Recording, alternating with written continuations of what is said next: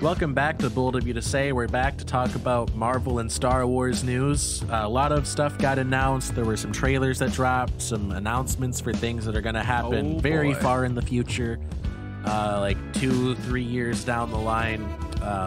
We broke it down, talked about the new WandaVision, Falcon and the Winter Soldier, Loki, What If trailers. We talked a bit about all the Star Wars stuff that got announced. It's a bit of a long episode, but it's a good one. That batch, but... Yeah. We have timestamps listed out down below in the description, so you can skip to whatever topic you'd like if you don't want to listen to the whole 2 hours and whatever minutes. Yeah. If you like today's episode, subscribe so you don't miss the next one. We're going to be doing our VR chat Christmas episode. It's going to be great. It's going to be a good show. Going to be a fun time. And with that, let's just get into it. Yeah, let's get right into the thing. You know what the thing is. First off, I don't know if you saw this one specifically because there were a lot of announcements, but they announced that they're doing a Fantastic Four movie. Yep, I saw that, MCU. and I heard that what's his face was gonna direct it. Yeah, John Watts. He was the guy that did the Spider-Man movies. Some people, some people were like, "All right, that's fine," but there were a lot of people that are like really angry about it. And I guess if I understood why they hated MCU Spider-Man, I would get it. But I mean, Marvel knows what they're doing at this point, I think, and I don't know, it might sound like a bad argument, but I mean, I think they know what they're doing when they hire a director for a project, and I'm sure there are lots of people that the fans would have wanted to direct it instead, but yeah, it might even be better if that person directs it. I don't remember who specifically they were calling for, but I mean, I don't think it'll be bad. No, not Taika Waititi. I don't remember who it is. But anyway, my point is, I think it'll be good. Overall, it might not be perfect. It might not be as good as if they gotten what's his name to do it, but I think it'll be good. Especially now that it's in the hands of the MCU. It'll, at the very least, be a strong improvement over what we've gotten for Fantastic Four movies. Yeah, did you hear that before Disney bought Fox, they were planning on making another Fantastic Four movie to keep the licensing? Oh yeah. Before Disney acquired all of humanity, they like Fox and Sony, because they bought the rights to these characters. Well, technically Fox doesn't actually own the rights to Fantastic Four. It's licensed through a smaller studio, but that smaller studio licensed it out to Fox, and the rights would revert back to Marvel if they didn't make a movie every like 5 years, I think. Yep. Or something like that, every 5 or 8 years, whatever. That's also the reason that we got the Amazing Spider-Man movies, because Sony didn't want the rights to go back to Marvel. Yeah, and you know what? The first one was good. The second one was not as bad as I remember it. I still don't like it. I especially don't like Electro in that one. He's got a cool visual design, but his whole character is just terrible for me. Oh, yeah. I saw this guy on YouTube. He does this, like, it's the series, like, fanboy rewrites or fanboy pre-writes, like certain movies. He did a rewrite of Amazing Spider-Man 2. Yeah. It's incredible. It's phenomenal. And his videos make me wish that the movies were like written the way that he wrote them, you know? But yeah, I'll have that linked down in the description. But let's just get into like our thoughts on Fantastic Four in the MCU. I have a couple bullet points written down that I want to get into. Yeah. First of all, I think this is the opportunity to finally get Doctor Doom done right in a live action movie. Yeah, I'm sick of all the versions where he's just like a dude that then gets like magic powers, because I mean basically that is what happens, but he's more than just like, oh, it's a rich scientist guy. Doctor Doom comes from a country that doesn't exist. Doctor Doom then takes over and becomes the dictator of that country. Yeah. Now I haven't seen the first two. I haven't seen the first two Fantastic Four movies in like a couple of years, probably. Those are right now the best representation. And I have never seen Fantastic, but I have like a general idea of how they did Doctor Doom in that movie. And just looking at him, like, I know it's bad. Yeah. I don't know why both of these films think this is the way to do it. Doctor Doom has horrific scarring and stuff from the events that he participated in with the rest of the Fantastic Four.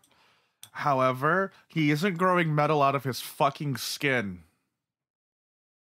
His suit didn't meld to his body. He just looks horrible. That's why he wears the iron suit. That and also the mysticism tied to it, but like, you know, that's besides the point. Like, point is that like Doctor Doom is like, he's not really a mutant like the others are. Like they refuse to do the magic shit that he knows because they're scared that it would be too, you know, off the wall.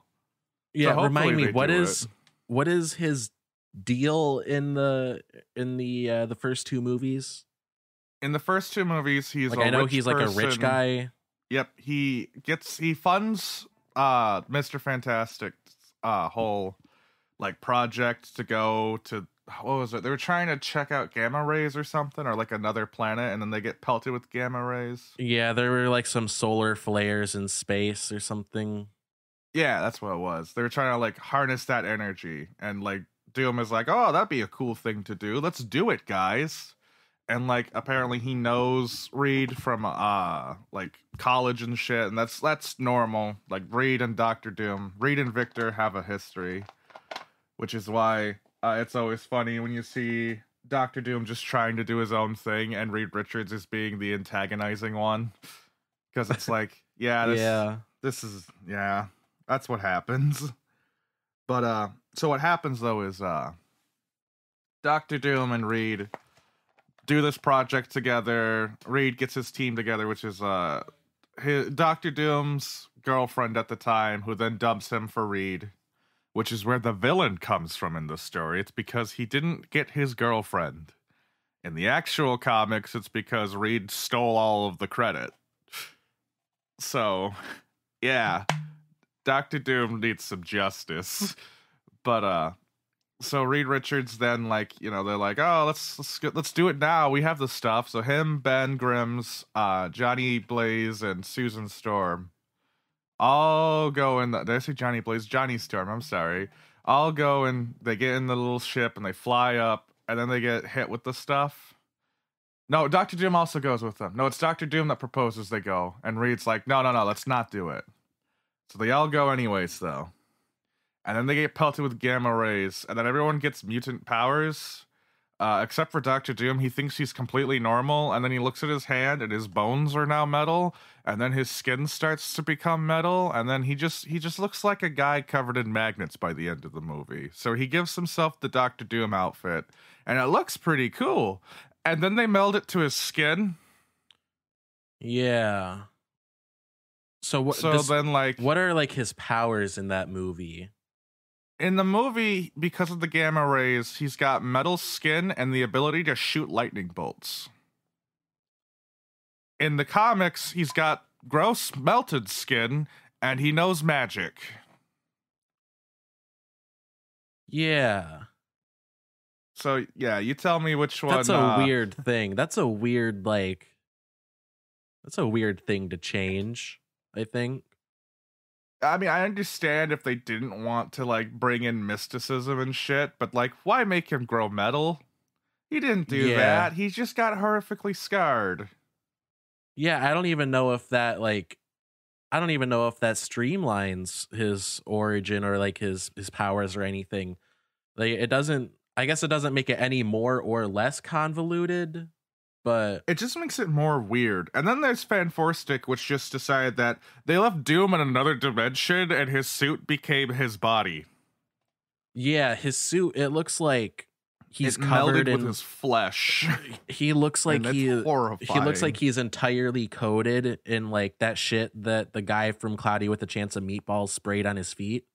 Yeah, that's exactly He's what covered. he looks like. He's covered in spray-on shoes. All right, I loaded up Doctor Doom. Let's see what his abilities are. Genius level intellect and psionics, so telepathy, technopathy, mind transfers, telekinesis, power negation, energy absorption, and projection, teleportation, demonic summoning via dark mysticism. So he does have some powers. I forgot. He does have energy absorption and shit like that, which I think he got from his And this is in the thing. comics. But all of his like superhuman abilities and shit is from his armor. Like the ability to fly, the force fields. Hold on, his he can fly? Yeah, he can fly. They fly now? He has been able to fly. They fly now. Oh, I love this. On his thing for his abilities, the bottom one is diplomatic immunity. Oh yeah. Dr. Doom has diplomatic immunity. Oh, god damn it. But now I'm really excited to see like I guess like a truer adaptation, I guess, of the character in the MCU. Yeah. Because I think the writers at Marvel are better than that. Like they're better than just changing it so he has metal skin and he was left in space for too long. Like they're better than that, and I think they know what to keep from the comics and what to like get rid of, if anything. Yeah. So yeah, I feel like Doom is like goofier than any of the movies have let on. Also, because I know you've talked about this before. I don't know if you've talked about it on the show, but like Latveria, the country that Doom is like the king of, like they love him because he just runs the country right, and they have like parades for him and shit, and he's like the only benevolent dictator. Every Friday is Doomsday. Yeah, and I just want to see that goofiness brought to the movies, you know? Yeah, no, he's still an evil guy. Like, he still hates everyone but his country. Like, he's very nationalist in his mindset. Yeah, so it's like, he's I super hate great you, when it but comes if you're to his from people. where I'm from, then you're cool, and I love you, and I want you to be taken care of. Yeah, but if not, he's a fuck very you. good leader. Now, here we go, though. Like, if you're not from the country that I rule, like literally kill yourself. You're useless. What do I need you for? Here is Dr. Doom's origin story. I found it on Wikipedia. Once in the United States, Victor met his fellow student and future rival, Reed Richards, who was intended to be his roommate, but Doom disliked him and asked for another roommate. After a time, Victor constructed a machine intended to communicate with the dead, specifically his mother. Also, his mom's dead. What was it? Though Richards tried to warn him about a flaw in the machine, seeing his calculations were a few decimals off, Victor continued on the disastrous results. The machine violently failing, with the resulting explosion seemingly severely damaging his face. It was later revealed that Ben Grimm, a friend of Richards who despised Victor for his superior attitude, tampered with the machine. He would later blame himself for Doom's initial fall to villainy and rise to power, but never revealed this information to anyone. Expelled after the incident, Victor traveled the world until he collapsed on a Tibetan mountainside, and was rescued by a clan of monks. Victor quickly mastered the monks' discipline as well as the monks themselves. He forged himself a suit of armor, complete with an iron mask, but the mask had finished cooling. But before the mask had finished cooling, he put it on his face. permanently bonding it to his skin. So I guess the mask that does happen. I forgot about that. He does get his mask bonded to his skin. Is that even how that works? It like the skin melts to it and shit. It's hot metal. I mean, he's magic, so yeah. I don't know. I guess I shouldn't question comic book physics. As Doctor Doom, he would go on to menace those he felt responsible for his accident. He succeeds in leading a revolution to take over Latveria from the Baron, taking an interest in the welfare of the Roma. Which is, I think that's the people of Latveria, to be honest. He captures Invisible Girl and holds her hostage. And they have to travel back in time to steal the enchanted okay, this is just getting ridiculous. Let's hope they don't do that. But, yeah, no, Doctor Doom's origin story, the closest anyone's ever gotten to it is the first film. And that's just because they have Doctor Doom get his armor and, like, you know, it bonds to him, which I completely forgot about. I thought that didn't happen. It's screen accurate. I mean, that's gotta count for something, but Dr. that's the Doom's only thing it has armor going for it. Nice. Yeah. And then there's the sequel in which, like, he takes it off because the Silver Surfer healed him. Oh, I forgot about that. Which is weird. Why does the Silver Surfer heal him? Or just the I don't remember anything about that movie other than like Galactus being a weird cloud and Silver Surfer is just there, and then he gets captured by the government somehow. Yeah, because Doctor Doom devises a plan to steal the surfboard. Yeah.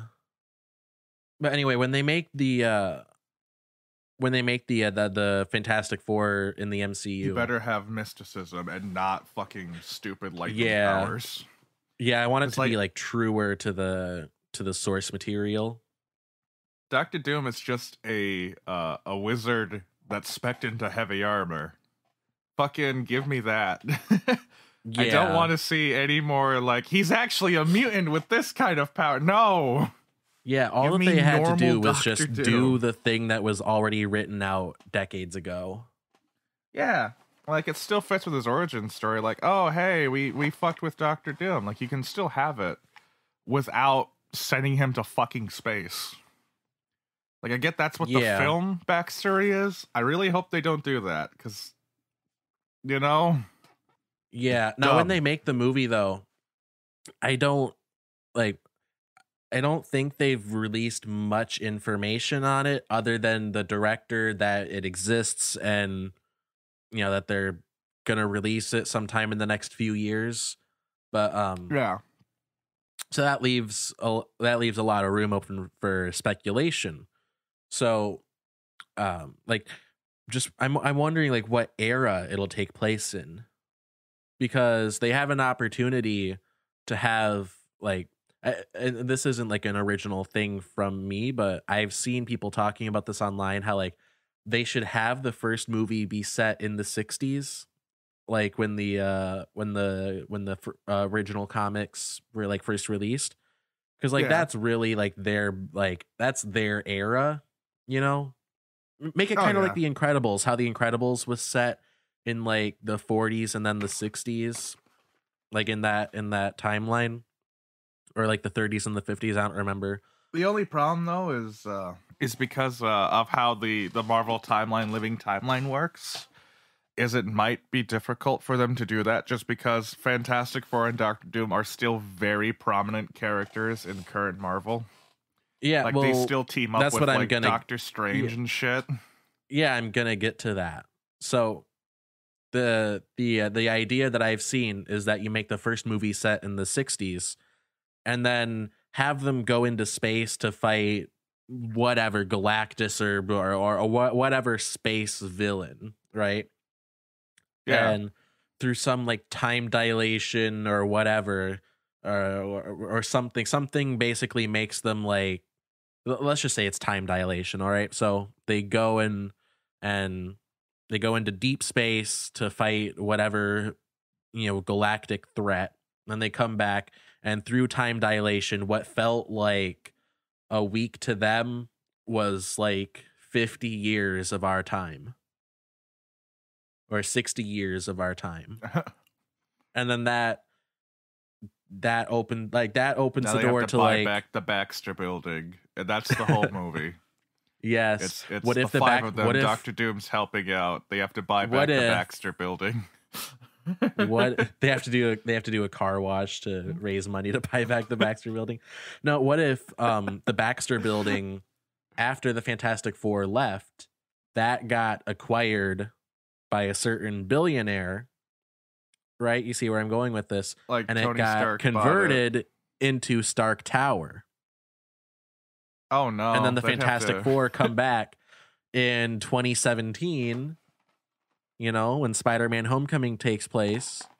Yeah. And then that's why they're moving all the shit out of Stark Tower. You know, that's why they're that'd be selling kinda Stark cool. Tower, because the Fantastic Four are back and they're like, we want our ship back, and we're gonna buy it back with our space money. And Space money. yeah, I got you know, that could space be like bucks, a please. little, it can be a little retcon that they do, kind of like how they made the kid from Iron Man 2 be Peter Parker. Yeah. Yeah, that'd be kind of cool. Yeah, so that allows the writers to make the Fantastic Four both a 60s sort of, you know, franchise, and still keep it in the modern day, you know, kind of like what they did with Captain America. Yeah. How like originally he was a 1940s comic book character, and then like in the comics they retconned it, so like, oh, he was frozen and then he wakes up in the 60s, and then they just keep adjusting when he woke up until the MCU comes along and he woke up in 2011. Yeah, they keep changing it. That's one thing I love about the living timeline is only one character's backstory still is the same. Everyone else has like a made-up war now and all this other shit. Well, yeah, because Captain America has this nice chunk of time that it doesn't matter how long it takes, because he isn't doing anything. He's not aging. It doesn't matter. Yeah, he's frozen in the ice. Yeah, because it's not like there was a period of time after the Vietnam War that Iron Man just took an ice bath and didn't age for 50 years. Yeah, no, Punisher never just fell on the ice during Vietnam. Yeah. So they changed it. They have a made-up war now called like the Niang Kong War or some shit like that. Yeah, I saw that. And you know what? Like, it's kind of funny that they had to invent a war because their timeline's getting so stretched out and they don't want to replace the characters. But, you know, I kind of like that they're doing that just so they can keep them. Just because Yeah, it's like, I don't know why they don't a war just crime so our characters don't not exist. Yeah, I mean, I guess I'm assuming that the plan is to have that war just like, you know, they're gonna keep that piece of like lore like in the timeline for like decades to come. I'm guessing that's the plan. Otherwise, why not just make it like the Afghanistan war or any of the 12 wars going on in the Middle East? Well, that's the thing. They thought about doing that. Like Punisher, they changed it over to Afghanistan war, but like the whole thing about the Punisher Too political. is that like It's too political. What? It's too political. Well, not that it's too political. It's just that the Punisher, his whole backstory, Keep just kind of like politics needs him out to of be my broken comics. down. Okay, I want my story about this billionaire who uses his money to fight crime. I want politics out of it. Okay, I want politics out of my Captain America comics. No, but like, Please do not make Captain America political, okay? I just Oh want my to see him God. punch Nazis, all right? No politics. no politics. I like how Captain America is definitely Antifa, but everyone's just like, no, Antifa are Nazis. It's like, it's not even a group of people. Like Well, saying that. I mean, it's there's like, multiple ways to dispute that. You could say Antifa isn't an organization. It's like a general set of opinions that you can hold. And also, Nazis are the guys that Antifa is trying to fight. that's like saying, I like the Daleks is a Nazi organization. You're just saying an opinion is an organization. I like gnomes, therefore I'm clearly a subset of the KKK. I don't believe in fascism, therefore I am a Nazi, I guess. Yeah. Anyway, So stupid. Yeah, back to anyway, comics. yeah, I want to know if they're gonna like get into like how actually crazy Reed Richards is I in hope the they do, because he's in actually the a fucking MCU. maniac.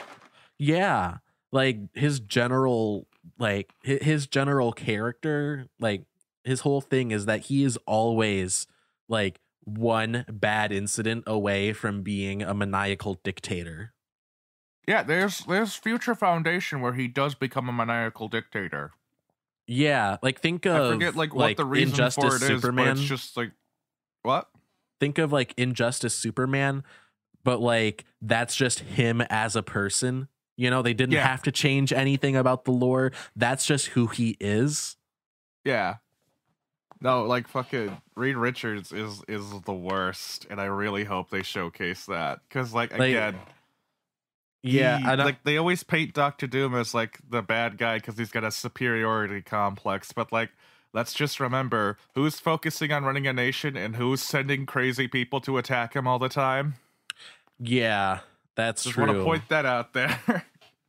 Yeah, and I know Dr. in the Doom comics never fights anyone else, only fights Reed Richards, and I think it's because he thinks he's a threat to national security. I know in the comics there's like a council of Reeds. Very similar to like the Citadel of Ricks from Rick and Morty. Both of those are things that you have to have a completely very high IQ to understand. To be fair, it takes a very high IQ to understand Fantastic Four. I know it's a long shot, but I really want to see that adapted to the MCU. The Council of Reeds. Yes, I want to see crazy shit like that. And like I'm glad that that's the direction that they're going in, just in general with the MCU. I don't think I've seen the Council of Reeds in their glory. You haven't seen the Council of Reeds? I don't think I have. Hold on, let me look this up. But like you have heard of it, right? Yeah, it's like hold on. Okay, I have seen this. That just looks so fucking ridiculous. Oh, god damn it. I Reed love Richards all the is alternate such a universe fuck. Reed Richardses. I think my favorite one is just a fucking guy that just looks like he's drunk. Look at this. They all have like infinity There's one that's made of rocks. Yeah, that's the one that got Ben Grimmed. He became the Thing instead. Oh, side note. I saw this on Twitter. I saw that you liked on Twitter. Core. They need to cast Brandon Routh as Reed Richards. That's a rule. That's a law that I am putting into place right now. They have to do it. Brandon Routh, for the listeners that if you don't know who he is, he's the guy that played Superman in Superman Returns, and he was in Scott Pilgrim versus the World. He was the vegan one, I think. Yeah, the one that has superpowers.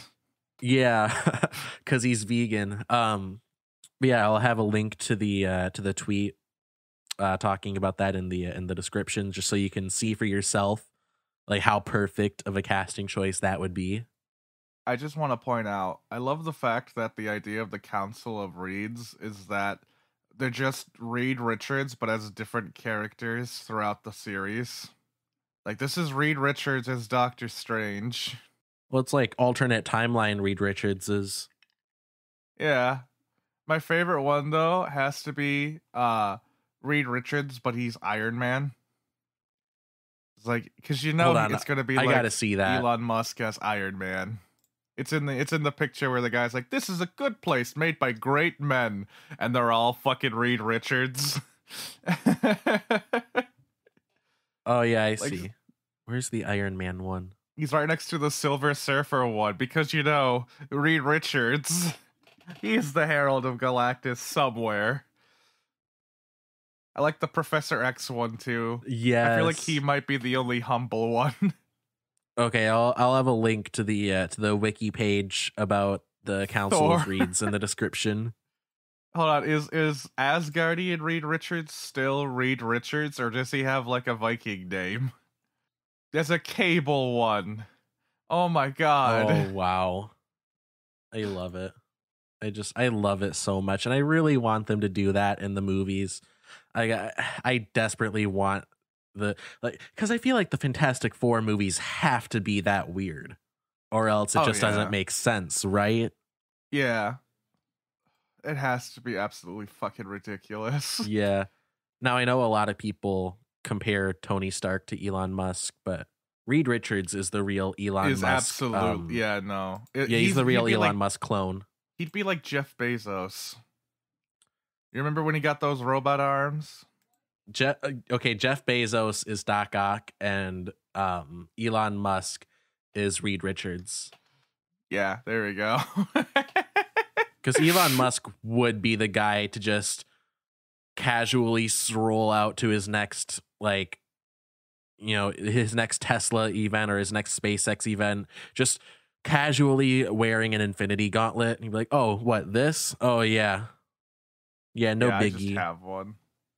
Elon, there's just this. I typed in Elon Musk, Reed Richards, and the first thing I see is Mr. Fantastic proves he's a bitch boy. Okay, I gotta see this. Oh, I know. It says it. No, it's fuck boy. Never mind. It's a different thing. Still, though, not at all wrong. Fuck Reed Richards. He's horrible. Yeah, people are also saying John Krasinski should be Mr. Fantastic. I agreed with that for a while until I saw Brandon Routh. Yeah, because he just looks so familiar. Not familiar, but so similar. Yeah, like John Krasinski, the guy that plays Jim from The Office, and he's also in the CIA propaganda movies on Amazon. Yeah. He looks like he would make a good. He looks like he would make a good Reed Richards. Brandon Routh would make a perfect Reed Richards. Yeah, I'm seeing John Krasinski. I'm not a big fan. He'd probably make a good Reed Richards if it was like one of the later incarnations where he's got a shitty beard. If he was like a young hunk Reed Richards, like what they tried to do with Fant Four Stick. Yeah, that's the thing. Mr. Fantastic isn't supposed to be attractive. He's supposed to be fucking horrible. Yeah. No offense to Brandon Routh. Well, I feel like John Krasinski, just like Reed Richards. John Krasinski is good at playing off the whole like, hey, I'm so cool, but secretly I'm evil and dark inside. Yeah, like IRL in real life. IRL in real life. Yeah, do you know about the whole like some good news thing that he did? No, what did he do? So this was like, this must have been like April-ish. It was during like the height of the pandemic, like March, April, May, around then. I don't know if it was at the start, but it was like soon after the start of the pandemic. Anyway, he started this YouTube channel called Some Good News. Kind of it was a ripoff of another guy on YouTube, the Some News guy. He did a segment called Some Good News. I digress. I'll have a video about that in the description. But yeah, he did this whole YouTube channel that was like, hey, look at all these good things that are happening. Look, puppies and kittens and babies and stuff. Look at, there's good in the world. And like, there's like, in this video that I'll have linked in the description, Cody Johnson, I believe, the guy that the Some News guy, he breaks down like why like that was like bad, but also it was a grift. Like whether or not you think the whole Some Good News concept is good, because you can argue that it's like, hey, pacifying the masses isn't good when there's like real oppression going on. But anyway, like it was a total grift. It was all so he could like make money, like because it got popular, right? A lot of people were watching it because it was like, yeah, people wanted to hear good things. The masses wanted to be pacified. And this got like corporate attention, and then he ended up just selling out. He sold the rights to it to some big like media company. Like V something. Hold on, let me check that again. He sold the rights to. on. Where was it? He sold it to Vsauce. He sold it to Vsauce. No, he sold it to Hey, Vsauce. Viacom John CBS. Krasinski here. What did he sell it to? Viacom. Viacom. That's what I was thinking when you said something with a V. That was the only V name I could think of. Yeah, you went to Vsauce, Michael. That wasn't the only V name you could think of. Don't kid yourself. But anyway, John Krasinski grifts aside, my personal frustrations with him aside, the last thing that I wanted to bring up with the Fantastic Four movie. Dr. Doom. Yes. No, the last thing I want to bring up with the Fantastic Four segment is Galactus. Because obviously we have gotten Galactus before, not in the MCU. We got a live action Galactus in name only, with Fantastic Four: Rise of the Silver Surfer. That is the movie in which he was famously turned into a menacing cloud, much like the bad guy from Green Lantern, I believe. Yeah. For some reason, that era just had Parallax. an obsession. Yeah, for some reason, that era just had an obsession with turning classic comic book villains into clouds. It wasn't for some obsession. Reason. It was a fear. People were just really afraid of the weather back then, I guess. They were just built different. They were built different. Yes. But no, just like Dr. Doom and Reed Richards, like there's a strong opportunity here to actually do Galactus right. And I'm really just make excited him for a that. big purple guy that eats planets. How hard is that? Yeah. Shit, No, Marvel did Galactus better. Not Marvel. Fortnite did Galactus better than Marvel has. How can Fortnite do? First of all, Fortnite bad. I will accept my medal in the mail. I will accept my medal in the mail. But yeah, like Fortnite did Galactus better than any movie has up to this point. It's not just Galactus they did better too. Like they even when you compare the characters that they had in the video game that they made, the Marvel video game, compare those guys to their counterparts. Yeah, we were talking about Fortnite. this. Yeah, we were talking about this. Good. How like the character designs and just like I guess the general overall like art design, character rendering, everything just looks so much better in Fortnite than in Marvel's Avengers for some reason. Like, I mean, obviously we know the reason. The reason is that it's a more stylized art style, and yeah, and it almost fits like a comic book. Yeah, it's just like how games that were released 15, 20 years ago, as if they were cell shaded, it still holds up to this day. Like look at Ultimate Spider-Man on like the PS2, right? Yeah. Look at that game. That game has a comic book aesthetic. It's stylized, it's cell shaded. Playing it now, like playing it on like a PS2 emulator now, the only thing that would give it away, like the only dead giveaway that it's an old game, like that it's an old PS2 game, is just the aspect ratio. If it was like widescreen, maybe higher like resolution instead of rendering at 480p like PS2 games do, I believe. If you just had it rendering at 1080p widescreen, it would hold up. It would look like amazing. It would look just as good as a game released today, like with the same art style. Yeah, and it's all because they knew what they were doing. Like you can compare that to like Spider-Man PS4. Like, I mean, it's kind of comparing apples to oranges because it's different art styles, but it's like you could see these games being released like around this, like in the same era. Like I guess Yeah, no, I know exactly what you mean. Yeah, hold on just a second. I'm getting food dropped off. Oh, lucky. Well, hello, listeners. This is now the Jerry Mafoofs segment of the podcast. Currently, I am painting stuff digitally. Not art stuff related. It's for side projects I like to do, where I just like get onto that Hero Forge website and build them. But it's a calming thing. It just gives me my hands something to do while we're doing this. But if you all want to see artwork of mine, you can hit me up at Jerry Mafoof's Art on Twitter. Occasionally, I post my drawings. I usually take about 15 to 20 minutes on them. I'm a very impatient person when it comes to it, so don't expect high quality. But if you're just curious as to see what machinations a mind divine as mine can come up with, totally, you should go in and check it out. Or else. But anyway, back to the conversation at hand here. I will be putting up ideas to Alex for shirt designs if any of you are curious for that. And I promise you they'll be absolutely horrifying, as is required for the things that I create for you, you dirty savages. I love you all. Mwah.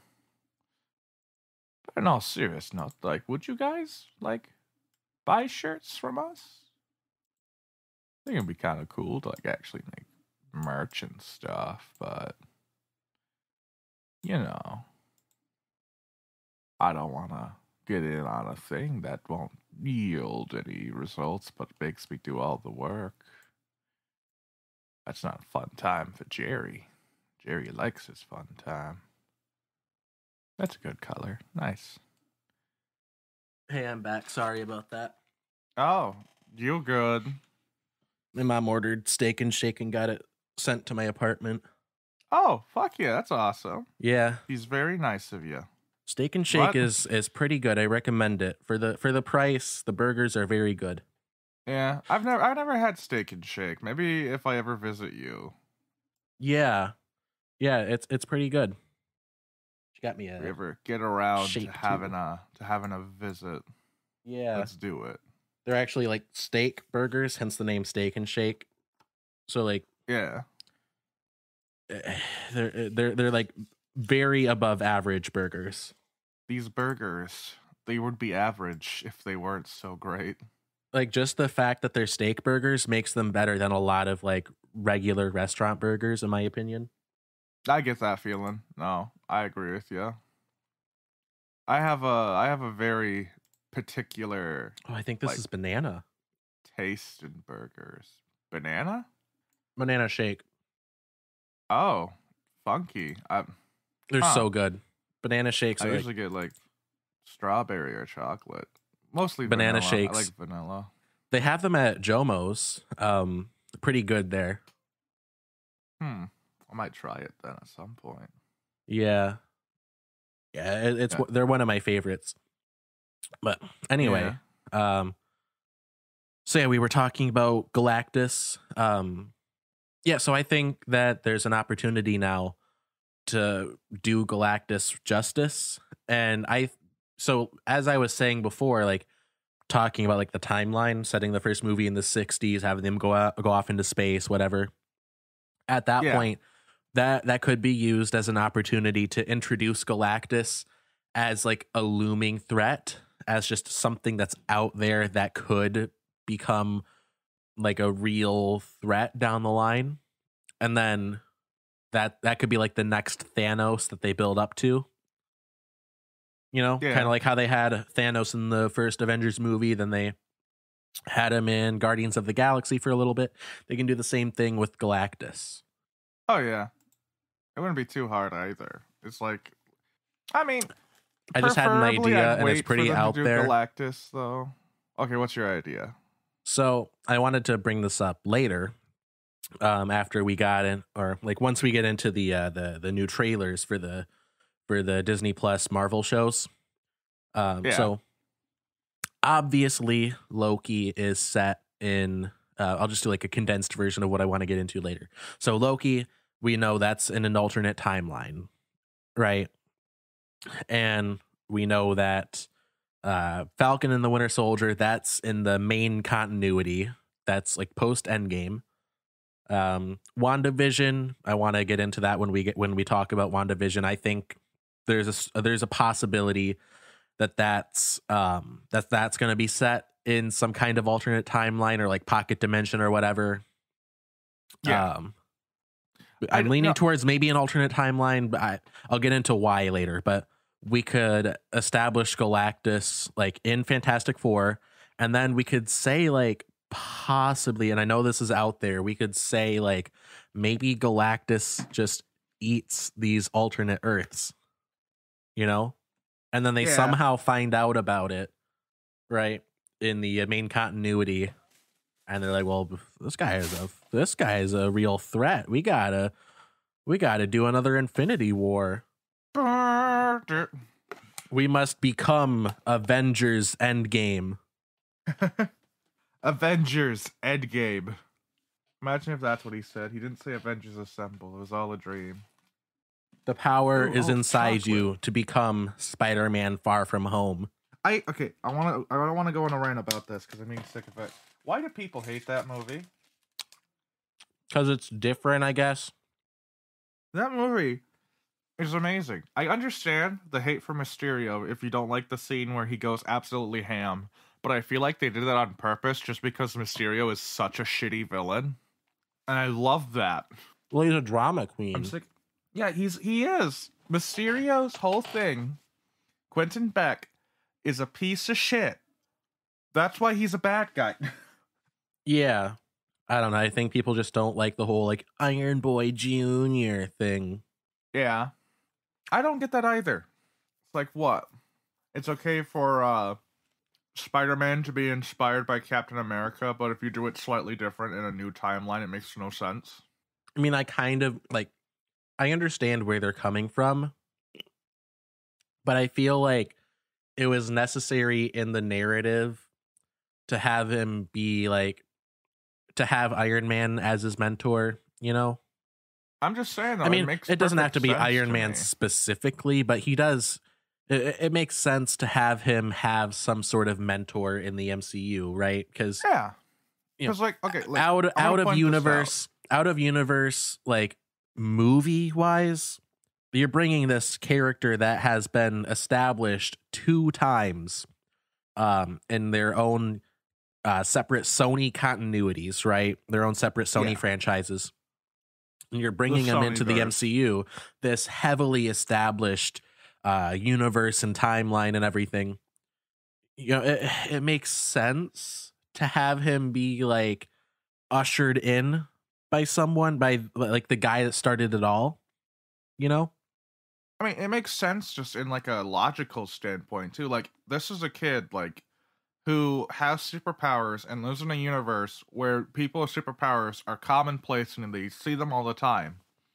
Of course, he's gonna want to be like he's gonna idolize them and he's gonna want to be part of them. Yeah. And when the opportunity comes for one of them to teach him stuff, he's gonna jump right the fuck on board. Oh yeah, in universe it makes sense because in Sam Raimi's universe, you know, or in the Mark Webb movies, the Amazing Spider-Man movies, He's the only one. if there was some other already established superhero figure, wouldn't it make sense for Peter to want to like learn from them? Yeah. And then maybe go off on his own and be But independent? no. Peter Parker needs to be completely independent from everyone, like he was in the comics. Well, hold on. But no, he's Iron Boy Amazing Jr. 'cause he Spider-Man took the number suit. 1. Amazing Spider-Man number 1 from like 1964 or whenever it came out. That depicted Spider-Man going to the Baxter Building and trying to get a job with the Fantastic Four. So I think it can be forgiven to have Spider-Man want to have a mentor, especially when he's still 15 years old. No, Alex, it doesn't make any sense because he's Spider-Man and Spider-Man needs to be alone in the Spider-Man movie. You know, it makes sense for every other Avenger to like be on their own as much as they are, you know, except for like the big team ups. Hulk, he is all set. All right, his powers are very straightforward. He gets angry, he hulks out. He prefers that it doesn't happen, right? But he's like an adult. He knows what he's doing. Thor, he's been alive for 1,500 years. He's like he is in his own pantheon. Hawkeye, I mean, who would want to... Oh, hold on. My mom's calling. Just a second. All right. Hello, listeners. It is good to see you all here again. Back for another one of Jerry's Corners. Right now I'm going back onto Google to continue painting miniatures while we wait for Alex. I usually do this in the real world, but since I'm currently filming, I'll just have to do the digital stuff to get blueprints made. It's fun, if you're into that sort of thing. Preferably, though, you'd need to put, like, a lot of money into it to actually get it right. But this Hero Forge website's pretty neat, because you can, like, do some advanced posing and shit, so you don't have to worry about things not fitting in right. I think that's pretty neat. There we go. But yeah, so outside of the podcast, this is one of the many things I do. Some of the arts and crafts stuff. And speaking of arts and crafts, again, follow me on Jerry Mafoof's Art on Twitter. I will be posting images of my 15 to 20 minute artwork, which I do because I'm impatient. It doesn't look as good as other art, but, you know, there's a certain charm to it, if you're into that kind of thing. Also follow Alex's social media accounts. I don't know what they are. I think they're his name. You'll probably put them in the description. You should look there. But yes, painting is a passion, and it is fun. Well, if you don't mind getting your fingertips dirty. And by dirty, I mean coated in fucking rainbows. But, you know, not every hobby's as clean as the other. Hey, I'm back. Sorry about that. No worries. So yeah, anyway, we were talking about Spider-Man and him having a mentor. Yeah. And how, like, nerds are being stupid about him complaining. Yeah. I don't know. I feel like we made our point. So let's move on to the WandaVision trailer, because there's a lot of exciting stuff in that. A lot of mysteries, a lot of stuff that we don't quite know about yet. Yeah. So first of all, like I mentioned a minute ago, it's possible that it could be an alternate timeline. I personally think that there's a greater than zero chance that it could be its own alternate timeline, because specifically, when the Mind Stone is destroyed in Infinity War, Thanos uses the Time Stone to reverse that, and then he just takes it himself. Yeah. Now, Doctor Strange, the movie Doctor Strange, alludes to the Time Stone, like, if it's not used properly, creating like branching timelines and like and like loops and stuff. When Doctor Strange is things. Yeah, when Doctor Strange is like using it on that apple, and then it goes all fucky, and Mordo is like, bro, what are you doing? I think Thanos knows about the Infinity Stones, but I don't think he knows how to use them. What they do. He doesn't know what they do. Yeah, and he doesn't know the ramifications, like long term, or like any of the side effects. He knows they can be used to destroy things. When he snaps his fingers, he knows they exist. He knows where they are. That's the extent of his knowledge. So it's entirely possible that that event created a branching timeline where the Mind Stone is destroyed. Who knows what happens to Thanos in that event? But yeah, I mean, because we see this idea is not fleshed out, to be clear. This idea is not fleshed out at all. But yeah, in the WandaVision trailer, the second official trailer that they put out, that you see like a little clip of like the Mind Stone when it's being destroyed in Infinity War, as like, I guess, like one of her like visions or whatever, no pun intended. So could it be possible that the entirety of no, because that wouldn't make sense. I was gonna say, could it be possible that the entirety of WandaVision, like the dream stuff, happens like during that time that she's destroying the Infinity Stone, you know?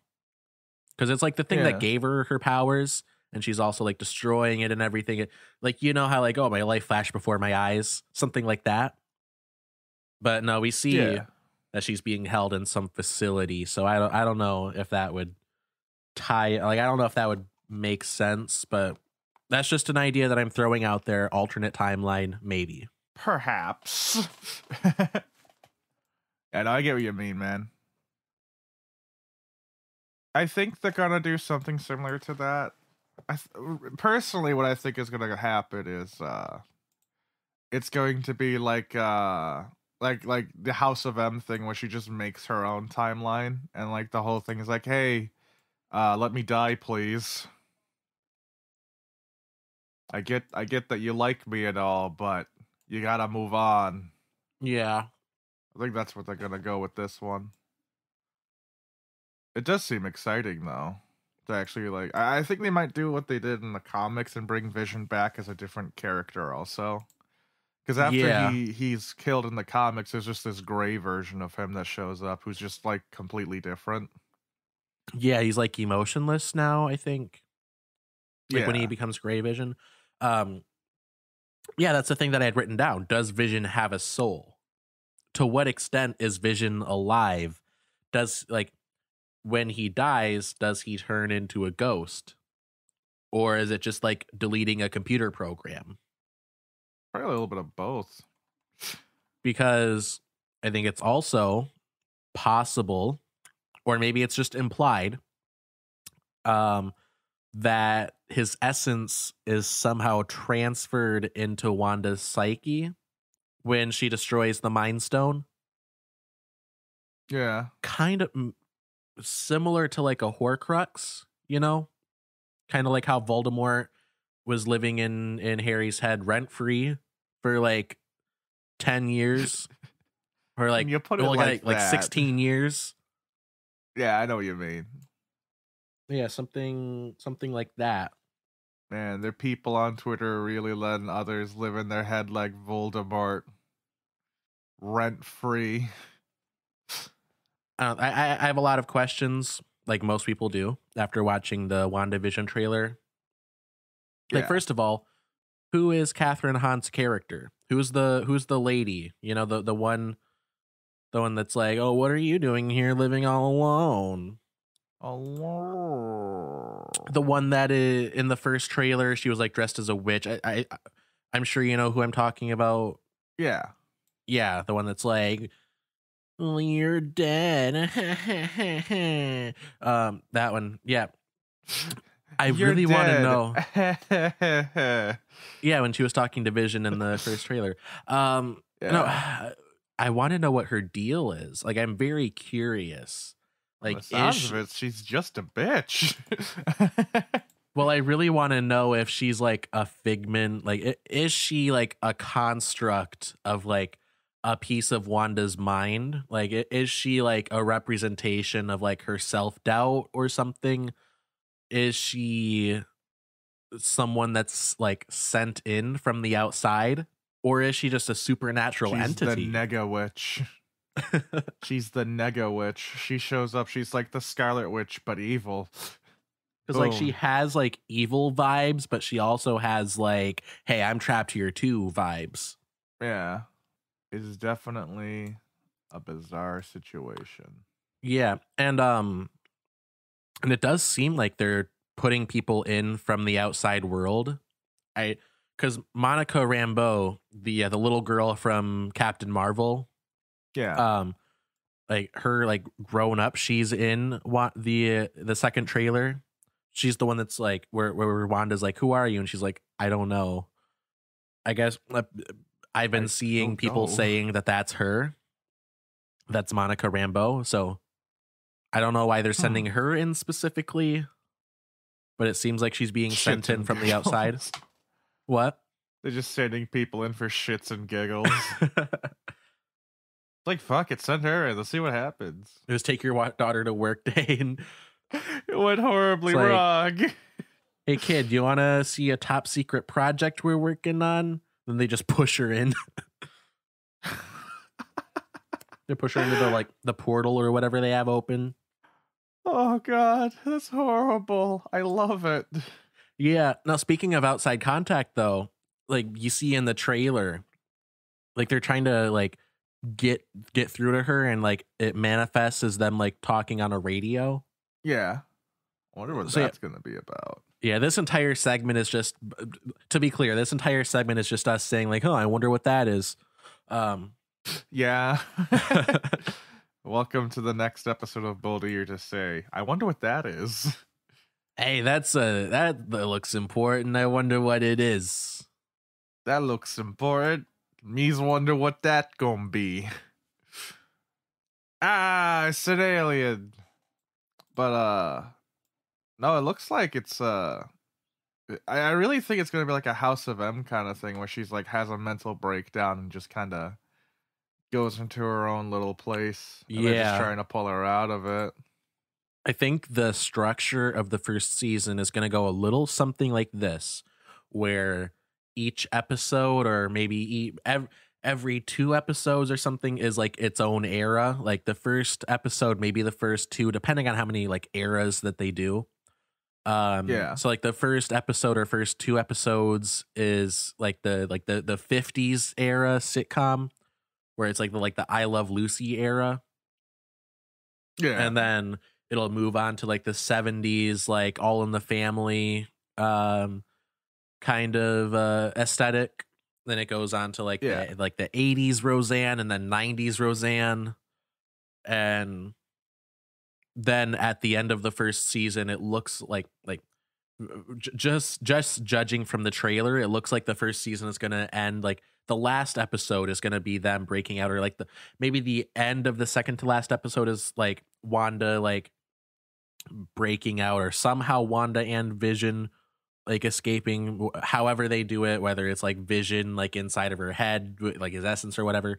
Either way, it's going to be Wanda escaping from like whatever like vision, no pun intended, like dream world or simulation or whatever she's trapped in, and like fighting against whoever's keeping her captive. That's how they're going to end the first season. Yeah, and then they're probably going to have her be in Doctor Strange Multiverse of Madness. Like that's probably going to be the direct follow-up. Yeah. Know with how the things are going. Because isn't she confirmed to be in it though? In Multiverse? I think I saw that somewhere. I saw like someone just talking about how like on YouTube or something. I saw someone talking about how like I guess it's confirmed that Multiverse of Madness and WandaVision tie into each other, which I mean, that's been assumed for a year at this point. It's been assumed forever. What are you talking about? You just figured that out? So, anyway, the next trailer that they put out is Falcon and the Winter Soldier. That's coming, by the way. Yeah, by the way, WandaVision is, I forgot to mention, it's coming out January 15th of this next year. So, like a month from the day that we're recording. Shit. Yeah, it's coming up very soon. I'm very excited. And then Falcon and the Winter Soldier looks like it's gonna, like, if they do it like a weekly thing, like with the Mandalorian, it's gonna, like, WandaVision's gonna end, and then immediately Falcon and the Winter Soldier is gonna start. So there's not gonna be like a huge gap between Marvel like things. Luckily, we get a constant stream, it looks like. So yeah, Falcon and the Winter Soldier, that's coming out in March of 2021. So first of all, it opens with talking about Cap's shield and how it has like a mixed legacy. Don't know what that means. It has a pretty consistent legacy of being with like the world's perfect man. I guess it has a complicated legacy now, but anyway. I mean, it's been a good while. Someone's probably had a complication with it. Well, anyway, I'm wondering like what the deal is with that shield, like specifically, like as just a hunk of matter.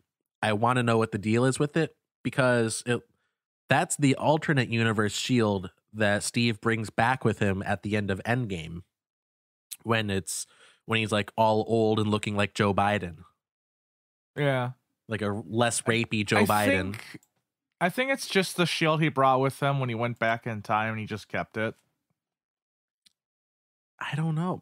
I guess. Well, hold on. So, hold on. Did he have his shield like put back together when he went back in time? Yeah.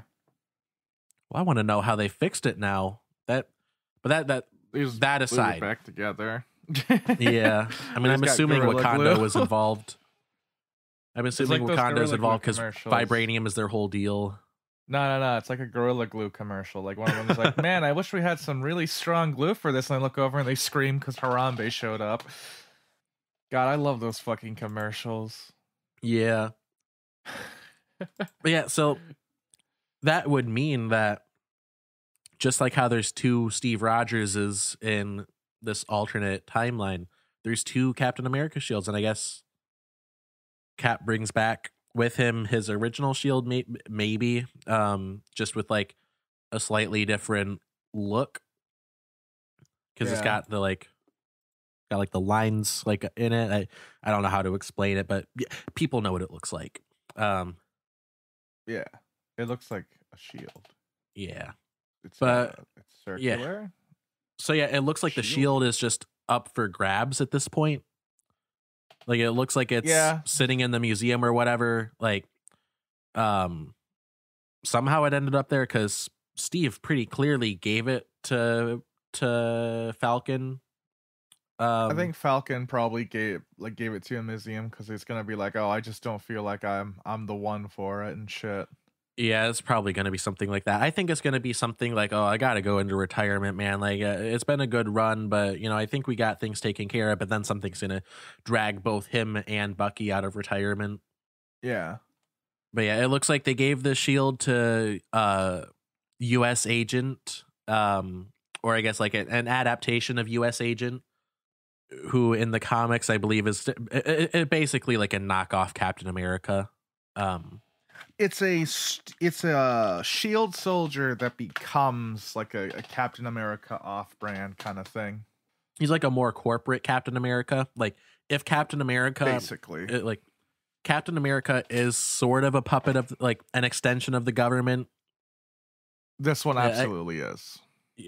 Captain America is an extension of the U.S. government. U.S. Agent is a puppet of the U.S. government. There's a very fine distinction between those two things. Because it's like U.S. Agent would never become Nomad. Yeah. So Cap would. That's what I'm wondering. Is U.S. Agent just going to be like a puppet of the government? And will he be an antagonist? Will he fill an antagonistic role in the show? Or will he just be kind of there? Because it looks like he's just a guy. It looks like he's just like a spokesperson that they bring out to like football games. That's probably what they're going to use him as for a bit. I know it looks like, in my opinion, that Bucky and Falcon are definitely still working with S.H.I.E.L.D. So I think like they're all going to be on the same side, you know? Yeah. Well, I just had this idea like pop into my head. So you know how they used in Captain America, the First Avenger, they used the classic costume as like his USO outfit. And that was like their way of like bringing in the classic outfit while also having the redesign later in the movie.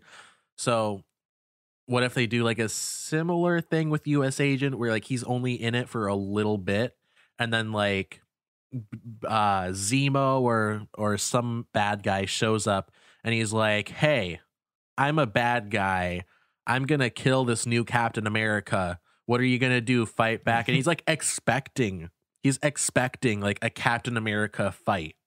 Yeah. But like this guy's just like, please don't kill me. And then like Zemo, either knowingly or not, like he just like demolishes him. Because he just starts going in, not realizing that he's just like a glorified cheerleader. It's like, holy shit, I just killed Captain America. I think, honestly, that might be like a way of establishing Zemo as like a darker villain. Yeah.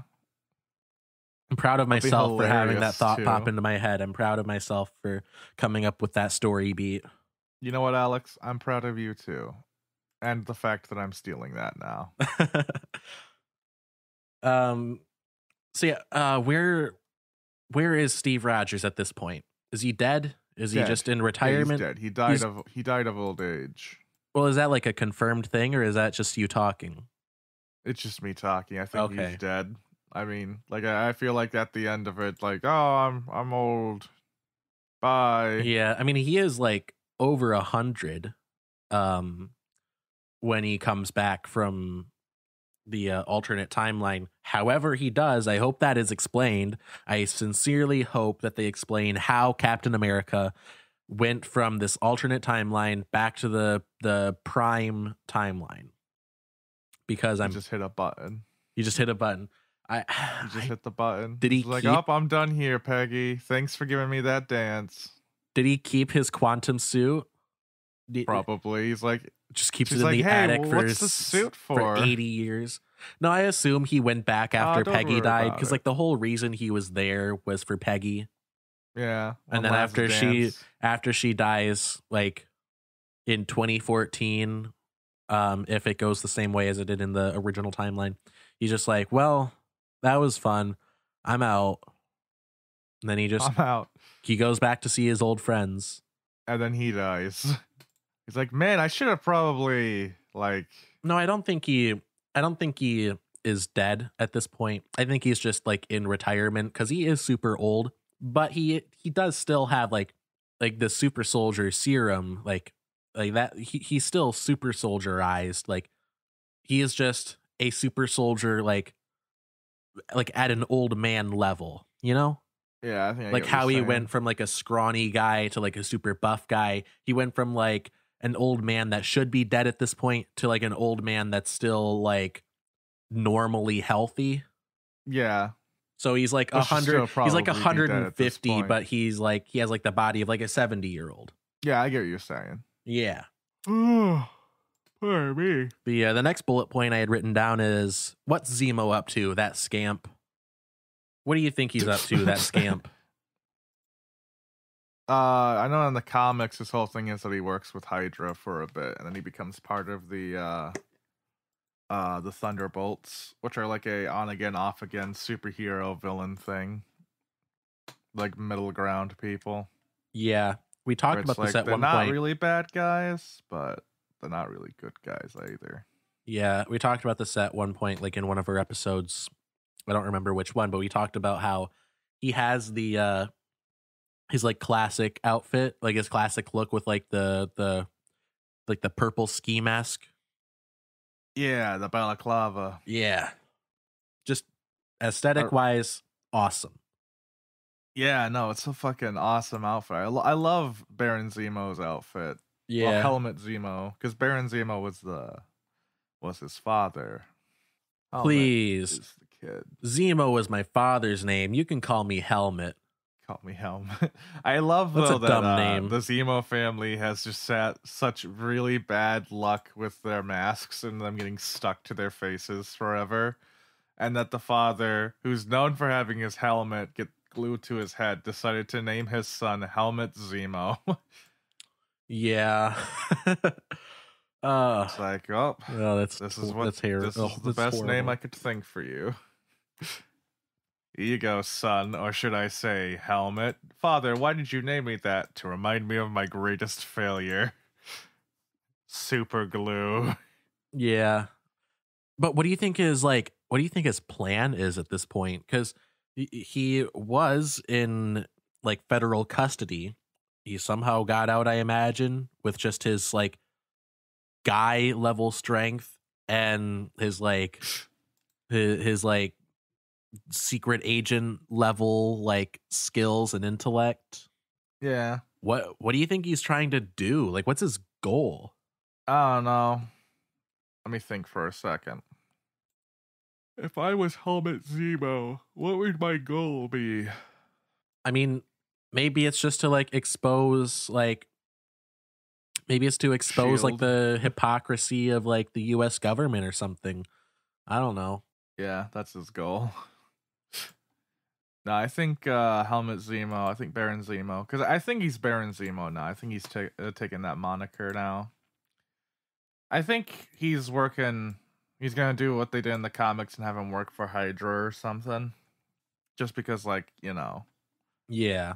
Hydra isn't really a Nazi organization anymore. Like, it has Nazi ties, but something else now, right? Well, even in the comics, Hydra was never just a Nazi organization. Hydra existed for like hundreds of years, and then Yeah, they just happened to ally with the Nazis. true. So they're gonna outlive every political party. Hydra is the only real political party left. No, what is? Well, Hydra never really got like destroyed or disbanded in the MCU. Hydra just like got decentralized. Yeah, which is why I think he probably is going to be in Hydra. I think he's going to be leading it. Hold on, let me just take a peek at his outfit real quick. You can tell a lot of a man by the sigil he throws on his armor. Alright, let's take a peek. Current helmet Zemo. Yeah, he looks like he's gonna be working with Hydra. Just from appearance alone. Yeah. Yeah, I'm looking at concept art for him. This is old concept art from Captain America Civil War. And it looks like a Nazi. He looks like the normal Hydra soldiers, but with a purple instead of a green mask. So I'm really leaning on he probably is gonna be the new leader of Hydra. I think he's gonna like reorganize them and shit. Yeah. Well, how do you think he's gonna do you think he's gonna team up with the other villain that they have in the show, or do you think he's gonna be like a sort of introductory antagonist, and then it's gonna transition to the next villain, which is it looks like they're bringing in Flag Smasher from the comics. If I remember, isn't Flag Smasher part of Hydra? Hold on. I'm trying. No, he's part of Ultimatum, isn't he? I don't think he's part of Hydra. If you click the Wikipedia link, he's part of Ultimatum. Yeah, if you click the Wikipedia link, which I have linked with his name on the show notes, there's like a short like synopsis, and I want you to look at the picture that they use for his bio. The Flag Smasher explains his politics. What? I'm not a communist. Wasn't you? Weren't you people listening? I hate what the Soviet Union stands for as much as I hate what America stands for. He's the ultimate centrist. He is. He's a radical centrist. No, I'm kind of Flag Smasher symbolizes anti-patriotism. He's just a bad guy. Yeah, he's. But no, it looks like they're bringing in. I thought Flag Smasher, and I think it's, I believe it's the girl that puts on the mask in the trailer. I think that's Flag Smasher. Hold on. Did they have a female version of Flag Smasher? I think they just cast a female for the show. I feel like an incel. I feel like an incel saying a female. No, they cast a woman in the role. Yeah. I mean, she looks young, so just say girl. I want to check something out about Ultimatum, though. Because, like, I can't remember if Ultimatum is, like if they've ever teamed up with Hydra or any of them. The underground liberated, totally integrated mobile army to unite mankind. Fuck that goddamn name. Yeah. I don't want to go into like the whole backstory for the character. I just want to talk a little bit about the general idea of it. Just for a little bit.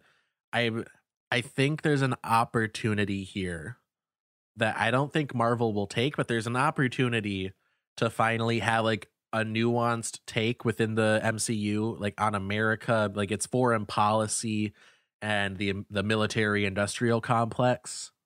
Like there's this opportunity to have a character that genuinely challenges and makes the protagonists think about their role in those institutions.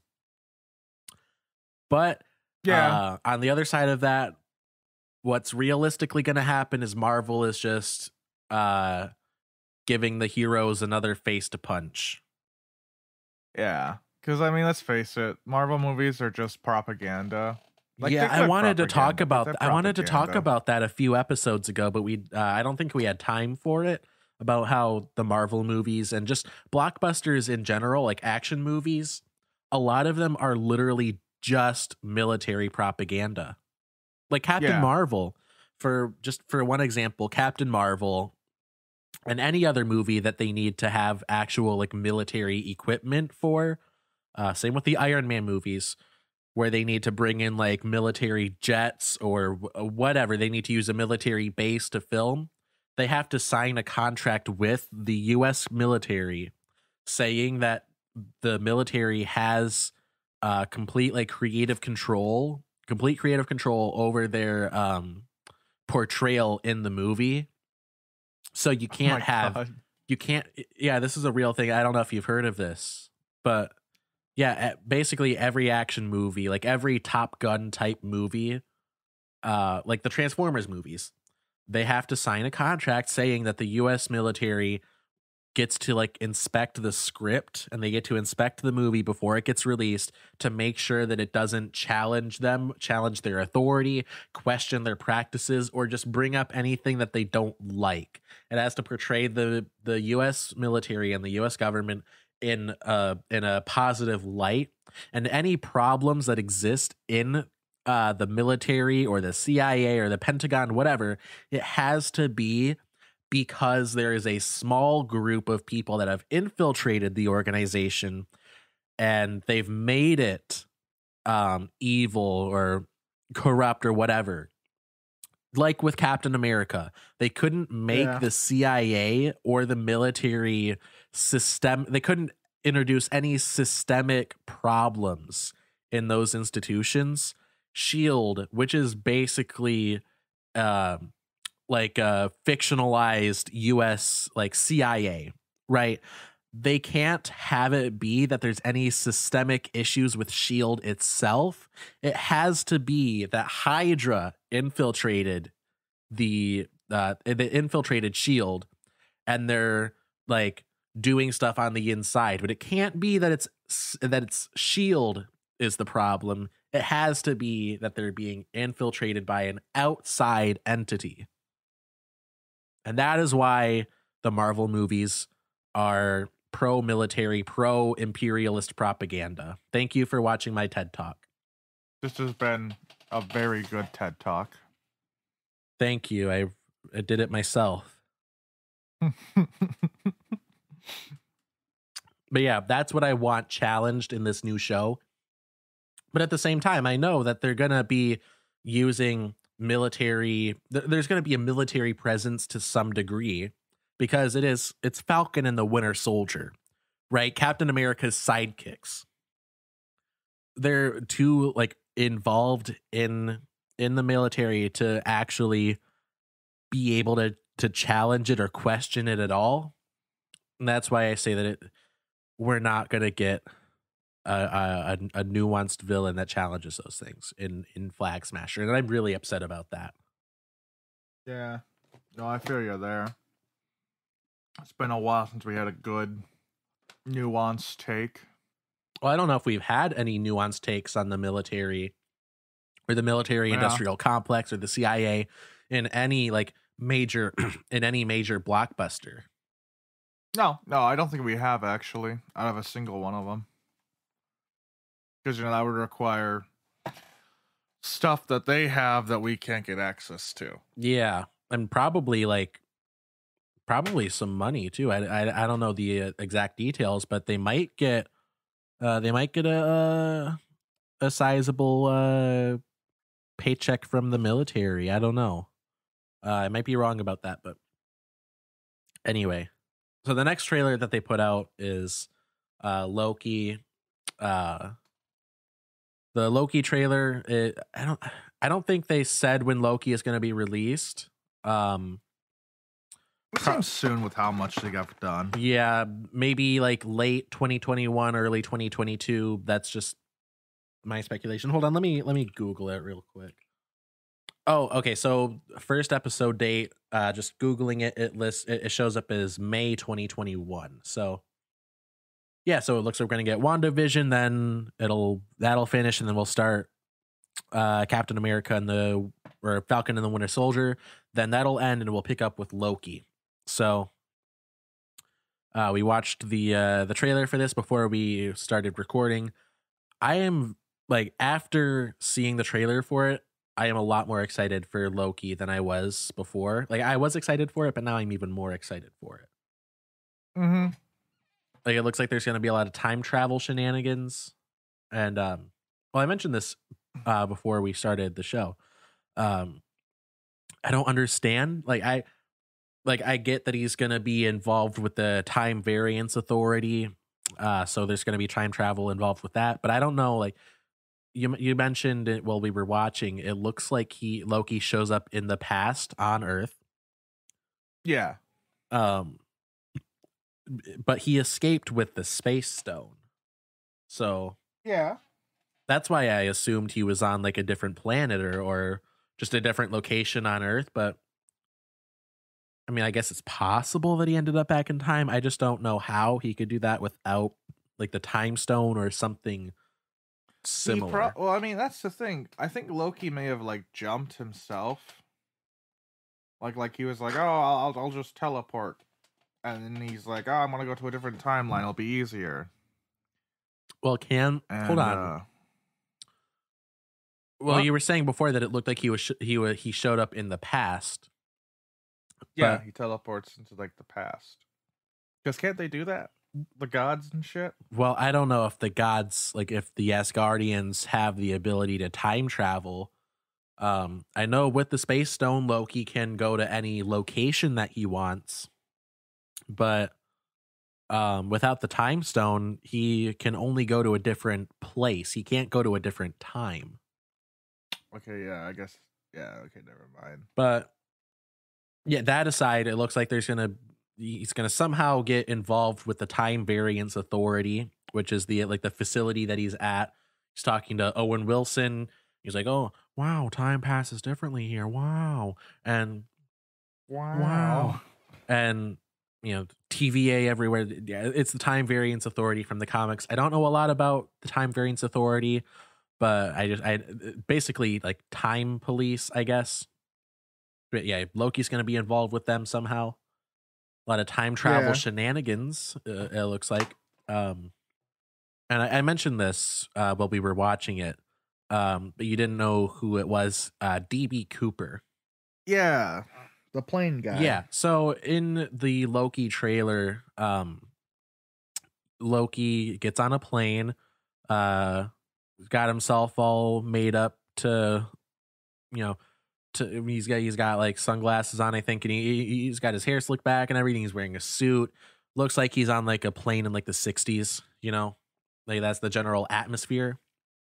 And people have been pointing out, this was mentioned on the Weekly Planet trailer breakdown. People were tweeting about it, about how Loki in that sequence when he's jumping out of the plane, he looks like Andy is doing the same actions as DB Cooper, who is a guy from. Hold on, let me see when exactly this happened.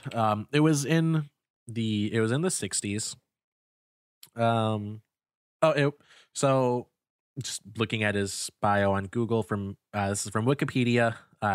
Dan Cooper is the pseudonym of an unidentified man who hijacked a Boeing 727 aircraft in the United States airspace between Portland and Seattle on the afternoon of November 24th, 1971.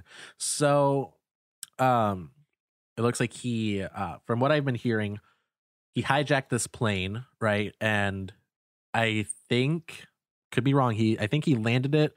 If you're curious, look up the story. It's interesting. It's an interesting read. And he demanded a large sum of money from, I guess, like from the government. They gave it to him, and he just took the money, and I guess he like flew away, and then he just jumped out of the plane and disappeared. And they never recovered the money. They never recovered his body. Nothing came up after that happened. And like no one knows to this day who he was or what his deal was. So yeah, it looks like Loki is going to retcon that. And I really want to see like conning an entire human being. Yeah. Turns out it was Loki. I just, god damn. Yeah. I want to see like more stuff like that from the Loki series. Like I want Loki's him just behind the Twin Towers. Oh my god, that's not where I was going with that, okay? So there's like all kinds of mysteries throughout history that haven't been explained. I want to see them just go in and be like, yeah, that was Loki. Like, how did Amelia Earhart disappear? Oh yeah, Loki just like bumped into her plane and made it crash. Loki just murdered Amelia Earhart. Okay. Side tangent.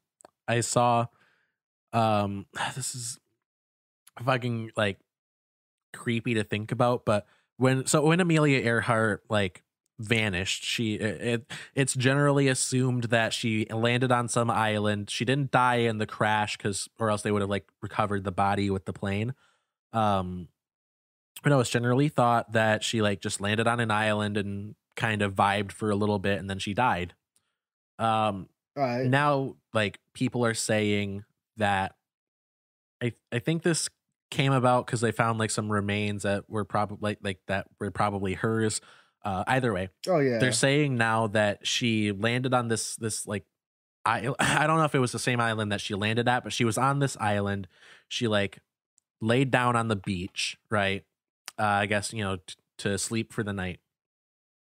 And then her body was taken away by coconut crabs, which if you've never seen a coconut crab, Google it. But they're fucking these huge crabs. Like, crustaceans in general freak me out, but these things, I love crabs. The big ones, especially the big ones, they're terrifying. Like just looking at them and thinking about them, like I gotta look behind me to make sure that there's not one like standing behind me threateningly. You like, hate crabs that like shiver much. down the spine level of creepiness. You've got arachnophobia. Oh, I want one of these boys. They're large. Yeah, you're looking at the picture. They're fucking I love huge. Them. I want one so fucking bad. They're so huge, and it's terrifying. He's like the size of a house cat. He's cute. What are you talking about? This guy's adorable. Anything that scuttles terrifies me. Well, I'm sorry, Alex, but everything. I don't think I'm alone in that either. Hard enough. I love these though. These guys are fucking awesome. They're like big tanks. Oh no, but a Sorrelease carried her off. Apparently, they carried her off and just fucking ate her. No, they didn't eat her. You want to know what they did? What did they do? The crab ritual. She returned to crab. Yes, she progressed to crab. That evolutionary perfection of crab. She's been blessed by it. Yes, Amelia that's a great Earhart callback. never died. Buy our she merch. became Buy a crab. Buy our progress to crab shirt when we actually get it made. I need to make it. I'll just draw like a shitty human outline and then have like a cycle leading from monkey to human to crab. Yes, do like the the evolutionary thing, like the picture where it's like the monkey, bigger monkey person, and then crab. Then just a fucking crab. A crab, yes. These guys eat birds. Oh, yeah. They're after my heart. They're anyway, eating the government. That was cameras. a whole tangent. Basically, I just wanted to say, like, I want to see them have Loki be behind all these like mysteries that no one knows about. Like, what if Loki was like behind Stonehenge or like the Kennedy assassination, or Loki assassinated JFK? I mean, I'm sure he had his reasons. Loki just executes John F. Kennedy. But no, it also looks like you see in the trailer, there's like a brief shot where Loki's standing in front of like a demolished New York City. And it must be like Avengers era too, because you can see like I guess it's like post Avengers. it's New York City, and you can see Stark Tower or Avengers Tower.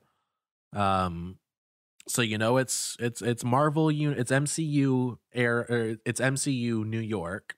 Probably from his timeline.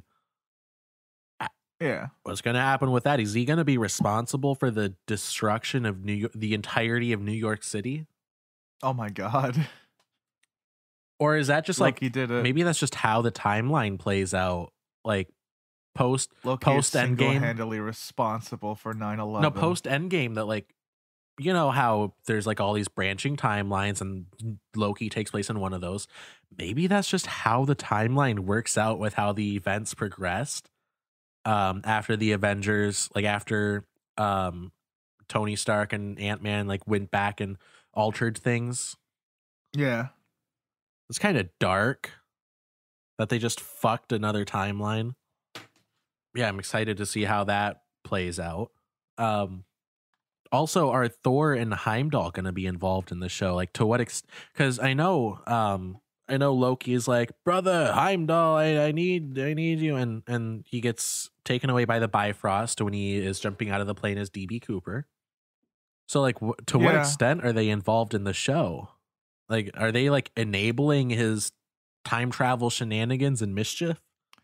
They're just like, it's best if we just let him do this. Let's just let him get it out of his system. Let's let him kill a president or two. What if Loki was John Wilkes Booth? Oh my god, Alex. This goes all the way to the top. He just kills John Wilkes Booth. No, he is John Wilkes Booth. I mean, yeah, he just kills fucking Lincoln. Yep. Remember I told you about that weird like furry guy who had his persona character as a time traveling demigod that like would mess with human society and shit by influencing different events, and one of them was he assassinated Franz Ferdinand. I think you told me about that. This is what Loki is turning into. Loki is going to like show up behind the terrorists and like grab their hands around the joystick and lean the plane in further. Oh god. He's like, this is the best outcome for the timeline. Trust me. It's like, oh no, don't shout. Let me help you. Anyway, it's like, Loki, why did you do that? Shits and giggles. Anyway, yeah, Loki looks awesome. All these shows look awesome. The What If series, I don't have much to say about that. Right. Yeah, it looks good. The only one that I'm kind of interested in is like fucking Peggy Carter as Union Jack, just because like that's British Captain America and we don't see that.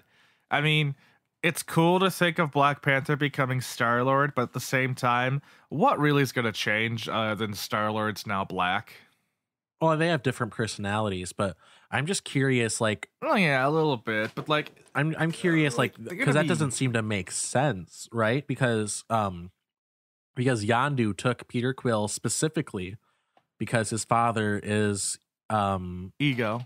Well, yeah, he's Ego, the living planet in the They're going to MCU. have it be that Ego is Black Panther's father. It's going to be like, what if Ego...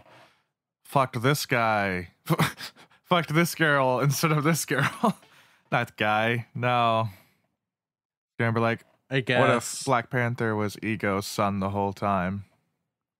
So that's just kind of horrible, though, because now he has two costumes he's got to put together, and I don't think they'd go together that well. I don't know. Put Black Panther in a red trench coat, and let's just see how well that looks. Yeah. I don't really have much to say about it other than it looks awesome. That's the only bullet point I have written down.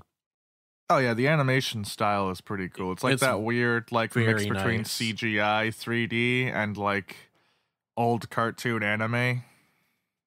So it looks kind of neat. Stylized though, so that's good.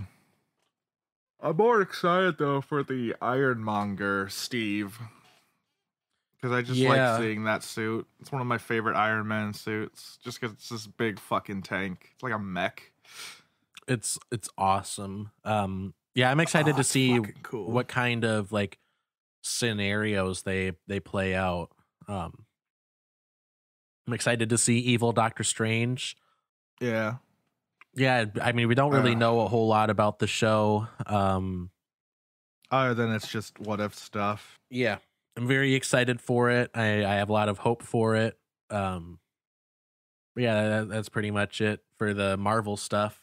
Yeah, I just really want to talk about fucking Bad Batch because it's Dave Filoni coming back for it, right? The Clone Wars maker. So I know it's gonna be good because fucking Clone Wars was awesome. It's like, I'm really excited for it because it's a continuation on one of my favorite characters' storyline. Like, I don't know if you know this, Alex, but Clone Trooper Echo was in the first season. I think I've heard of that. He is in the third episode of the entire series. That's when he's introduced, him and Fives and the rest of Domino Squad. And they have, like, the most fucking epic storyline. Like, they start off as just recruits on a listing post that gets hijacked, and then, like, a couple of them die off, and only 2 of them are left, and that's Fives and Echo. And then those 2 basically become fucking war heroes. Awesome. And then they have the most tragic, like, endings. Like, yeah. you saw what happened to Fives. Yeah, like, Fives he gets is the executed for conspiracy theories, and then Echo gets turned into a cyborg abomination. Yeah, Fives is the one that finds out about the inhibitor chips. Mm-hmm. So I think, I really think that what's going to happen with it, because, like, it's supposed to take place after 66, Order 66, and the Bad Batch don't have inhibitor chips. Echo, people are saying he still does. I don't think he does, just because of the extent that they've gone to augmenting him. That it's probably been removed in favor of putting in, like, the like, you know, the hybridization of the human brain and the techno shit. Well, because if you see Echo in the commercials and stuff, like, there's a part where, here, I have the picture on my phone. I'll send it to the chat. Okay. There's an image where you see all of them standing on Camino with their helmets off, and you remember Lobot, the guy that's integrated with Cloud City. He's got that exact kind of, like, headpiece thing connected to him, where it's like part of his brain's been replaced with a computer. Yeah. Well, and I think that's how they're going to say he doesn't get Order 66, you know? I don't know. Do that? I disagree. Okay, I'm looking at the picture. Yeah, he's got, like, the weird ear thing. Hold on, is that Echo?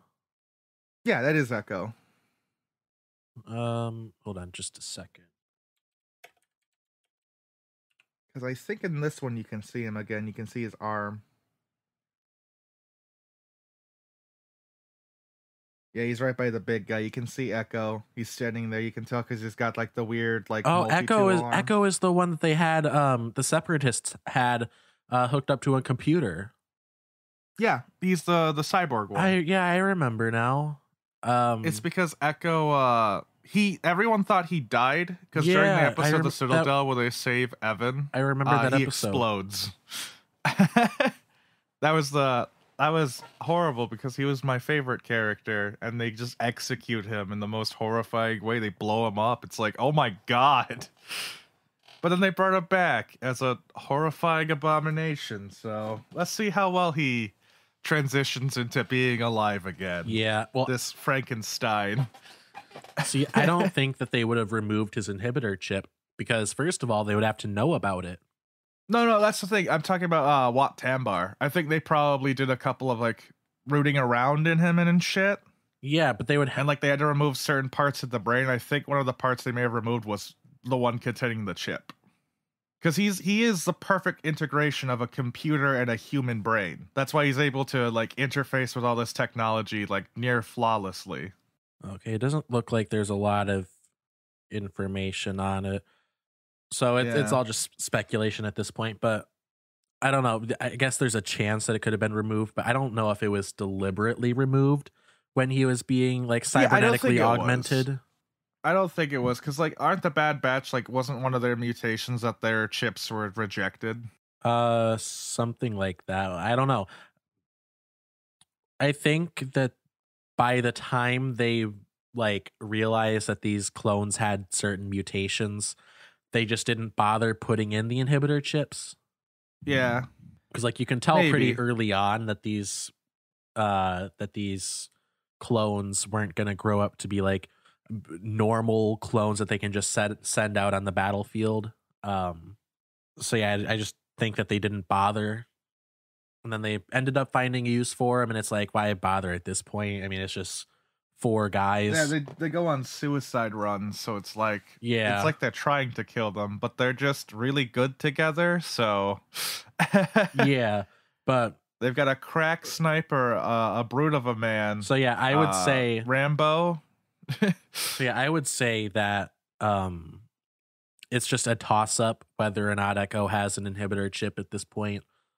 But I think it could serve a good it could serve as a good plot point in the show when Order 66 happens and they have to like stop Echo. And then they find out like similar to what happened with Fives when he found out about the inhibitor chips. Similar thing with them, but like this time they're all in it together. They don't get executed for conspiracy, I assume. And because like what it looks like is they're working with Tarkin and stuff, and then they leave to do their own thing. Yeah, because like the whole story is going to be them like trying to make their way in the universe on their own. So either they're going to be decommissioned by the Galactic Republic and they have to fight their way off Camino, or they're going to be like, hey, wait a second, you're doing some really fucked up shit, and then they have to fight their way off Camino. Yeah. Yes, either way, they're killing a lot of clones in this. Yeah, what I think is going to happen is Order 66 is going to happen, and the Bad Batch is going to be like, "Oh, what?" And Echo's going to be like, "Must kill Jedi," and they're going to be like, "Hey, buddy, let's get you sat down in this examining table." And then they find out about the inhibitor chips. That serves as like an introduction for them to what the inhibitor chips are, and it also tells the audience what's happening. If there's anyone watching that doesn't know at this point what is going on. Yeah. But yeah, I think what's going to happen is they're going to be like with the Republic, and then Order 66 is going to happen. Oh, it's the Empire now, and then. Because like you see them standing with the all white storm or clone troopers. Yeah, where they've removed all of their uniqueness so they can become the Empire. Yes, and they're gonna be like, yeah, I don't know about this, and they're slowly gonna realize like, hey, we gotta get out of here, and then it's gonna be them like on their own, just kind of fighting for their lives. Yeah. A thing I thought about though is since you know how Echo was plugged into the Separatist database and he had access to a bunch of their files and stuff. You think it'd be possible that Echo would be able to figure it out on his own? Like he's like doing light reading and Separatist shit. He's like, oh, what's this file? Encrypted secret plan. Yeah, that's a possibility too. But hold on, would Palpatine have put that in the Separatists like files? Because like but he probably would have had it somewhere. Or he probably would have told Dooku or someone about it. Because like he has a whole bunch of like right hand men kind of characters that he does fuck over. Yeah, but I don't think that would get like put into their file system or anything like that. No, maybe they do a mission and they go somewhere and Echo finds it. I think they're just gonna find out about Order 66 in real time. Maybe. I don't know. I'm just really excited to see more of this universe though, because I love the Clone Wars and the Bad Batch. They were really fucking fun. I love that whole team aesthetic they got going. Yeah, it was awesome. Like seeing them in Clone Wars, like just kicking ass and taking names. Yeah. Kind of racist though. What do you mean? They're racist towards normal clone troopers. You ever notice that? They make mentions to what do they call them? Hey, I understand that. Because like they grew up different and they're referred to as the Bad Batch. So I think that's what they call themselves. I think they deserve to have a little like I think they deserve to like you know, be a little racist. yeah, they deserve to be a little racist. No, they're great though. I'm really excited, mostly because I'm happy just to get more of Echo, because he was one of my favorite clone troopers early on in the series. He didn't get that much episode time, like he'd always show up every so often. And he was one of the better ones, him and Fives. But since Fives is dead, it's just, yeah. I wonder if, because I just remember, how Ahsoka figures out about the inhibitor chips? How does she? I know that she's there for Order 66, and Rex is like, go run away. But yeah, I don't know how she finds out about the inhibitor chips specifically. He tells her to find Fives, and what she does is that's right. She goes to a terminal and finds access to a bunch of the shit. So I wonder if Echo is gonna do like a similar thing, like if Captain Rex is like, hey, by the way, you should probably know, weird shit happened with one of your friends. He's dead now, but you might want to look into it. Yeah, I don't know. Like, that would have to happen post Order 66, right? Because Rex didn't really take that very seriously. Like, he saw that Fives was like trying to warn them about stuff, but he was like, oh, he's just crazy now. Like everyone was saying. And so he didn't take it seriously enough to remove his own inhibitor chip. So I don't know why he would tell anyone else before it's too late. Yeah, he didn't seem to subscribe to the theory, but he did keep the documentation. It's like, it's a weird thing. Kind of makes you think. I'm going to disregard it though, but... Yeah, well, of course they could just, experience Order 66. It happens, and then they're like, oh, that was weird. And then Rex is like, yeah, I know it's weird. Just look at Fives' file. It's all there. Yeah. Still, though, I just don't want to see the guy that's part R2-D2 commit a war crime. I just feel like that might really change the way you look at him. Like, I don't want to see what that screwdriver can do. Yeah.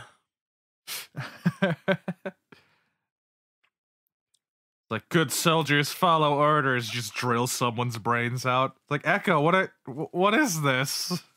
Yeah. Why did you do that? Anyway, let's move on to the other shows that got announced. For time's sake. A whole bunch of Mandalorian spin-offs. I know Ahsoka's getting one. Yeah. Where she's gonna fight Thrawn. Yeah, so Ahsoka's getting a show. It's a limited series, so it looks like it's only gonna be one season. It's gonna have Rosario Dawson, who played her in The Mandalorian. And it's gonna be executive produced and written by Dave Filoni, the man, the myth, the legend himself. He's basically the man that makes the best Star Wars content. Yeah, he's basically the guy running Star Wars at this point. Who was it that did Mandalorian? Was it also Dave Filoni? Yeah, it's Dave Filoni and someone else. It's Dave Filoni and Jon Favreau, who I believe is also on Ahsoka. He's also producing Ahsoka. And yeah, Jon Favreau is involved. Those two are single-handedly saving the sinking ship that is Star Wars live-action stuff. Yeah. Like, you look at anything Star Wars related, the best things coming out of it right now are The Mandalorian and anything linked to the Clone Wars. Oh, before I forget, speaking about Mandalorian and Clone Wars, it looks like Fennec Shand definitely is confirmed to be in the next, in the new spin-off. So that's going to be really cool. Bad Batch? Bad Batch. Yeah. You even see her in the trailers and stuff. At first I thought it was someone else, but then it's like, no, that's her helmet. It's the weird helmet she wears. I read somewhere that they have confirmed she's going to be like an antagonist in it. So that's probably going to explain why they have her in the Imperial Registry. But, so they also have a animatrix style thing for Star Wars? Yeah. It's Visions. It's, according to the Star Wars website, it's 10 short films celebrating Star Wars through the lens of the world's best anime creators. One of them better be Star Wars Detours. Yeah, that's all that we really know about it at this point. But yeah, I'm looking forward to it. They have a lot of opportunity to explore other eras that haven't really been touched on.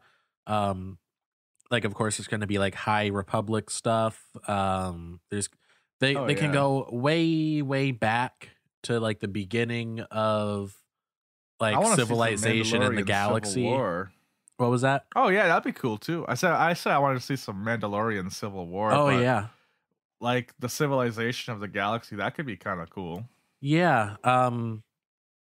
Like think of like Invader Immortal, how there was like the backstory for Mustafar, like telling stories like that it's incredible. Like the opportunity for storytelling within the Star Wars universe it's great. And it'd be awesome to finally see it outside of the same fucking family. Like I get it, Luke Skywalker and Anakin Skywalker started it all, but can we please go to a different person? Yeah, that's. I'm glad that they're kind of moving away from just Skywalker stuff.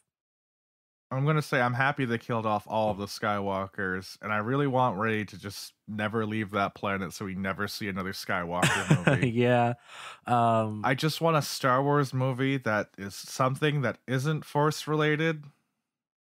Well, that it does have the Force, but like it's not like the main focal point is this guy's a Jedi. I just want more of Mandalorian, basically.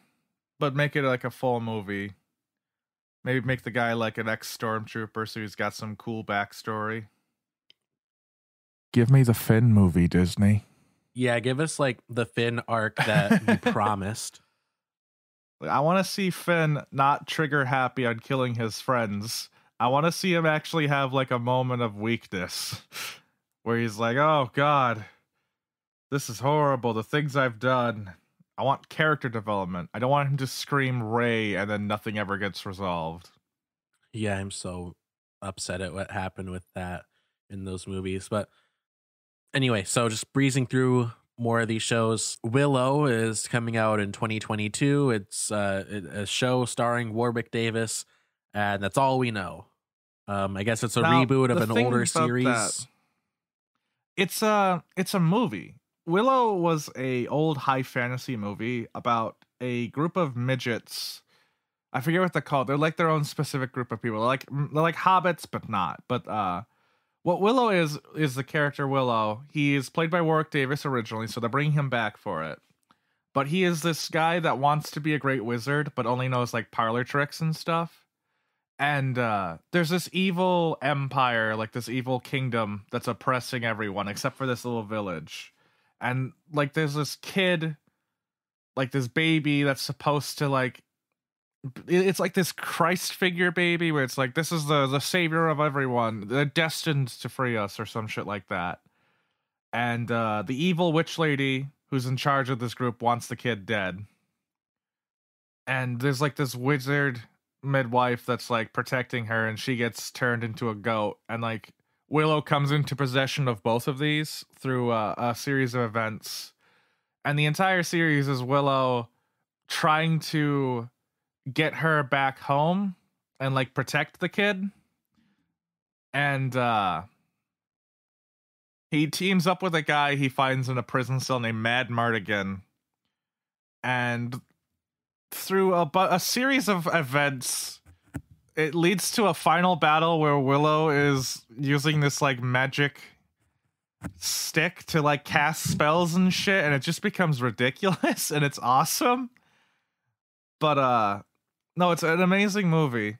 It's one of my favorite fantasy movies. It stars like you see a lot of things that are Willow related in real life, like a lot of like old pop culture toys and stuff like that you think look cool and you never know what it's from. It's probably from Willow. Like there's a guy who's got like this fancy helmet that's got like a skull in it and shit. And I remember seeing that when I was a little kid, like the toy. I was like, oh, that's so cool. I wonder where that's from. It's from Willow. It's the main bad guy who is absolutely horrifying. Like this guy is he's like a war criminal, and it's great. Willow is dated, though, I will point that out, because Mad Mardigan's love interest, they fall in love because he roofies her. That's not okay. Keep that in mind. Yeah, no, that's the only thing about Willow that is not good, is that he roofies her, and then she just like, hey, you know what? Let's hang out. So bad messaging there. Don't roofie someone. But that's no, our it's a great official movie. stance. Other than that, Don't roofie people. You heard it here first. Please it don't. is one of my It's horrible. favorite movies, though, and I really want people to watch more of it. Like, it does have dated things. It's like Wizards, where it's an amazing piece of fiction, but there's a lot of really dated parts in it. Like, Wizards is worse just because it's from 1970s, so there's a lot of like really risque kind of shit in there sometimes, but it's still amazing to watch. So I'm gonna point that out there. I have mixed feelings on there being a Willow reboot, but I really hope they don't include the date rape thing. Yeah. Like, it was unintentional, however, not a good thing at all either way. So yeah, there's a Lando show created by the Dear White People creator Justin Simeon. It's an event series, whatever that is, coming to Disney Plus. I think it means it's limited time. Like, it's only gonna be like a couple of episodes. Like, it's gonna be like 4 episodes. Maybe Because really, what do you want them to do? What they do to Han Solo, to Lando? Lando was cool in that movie. He was cool, but like, I feel like the reason why he was cool is because we weren't explained everything about him, because he's a side character. That's very true.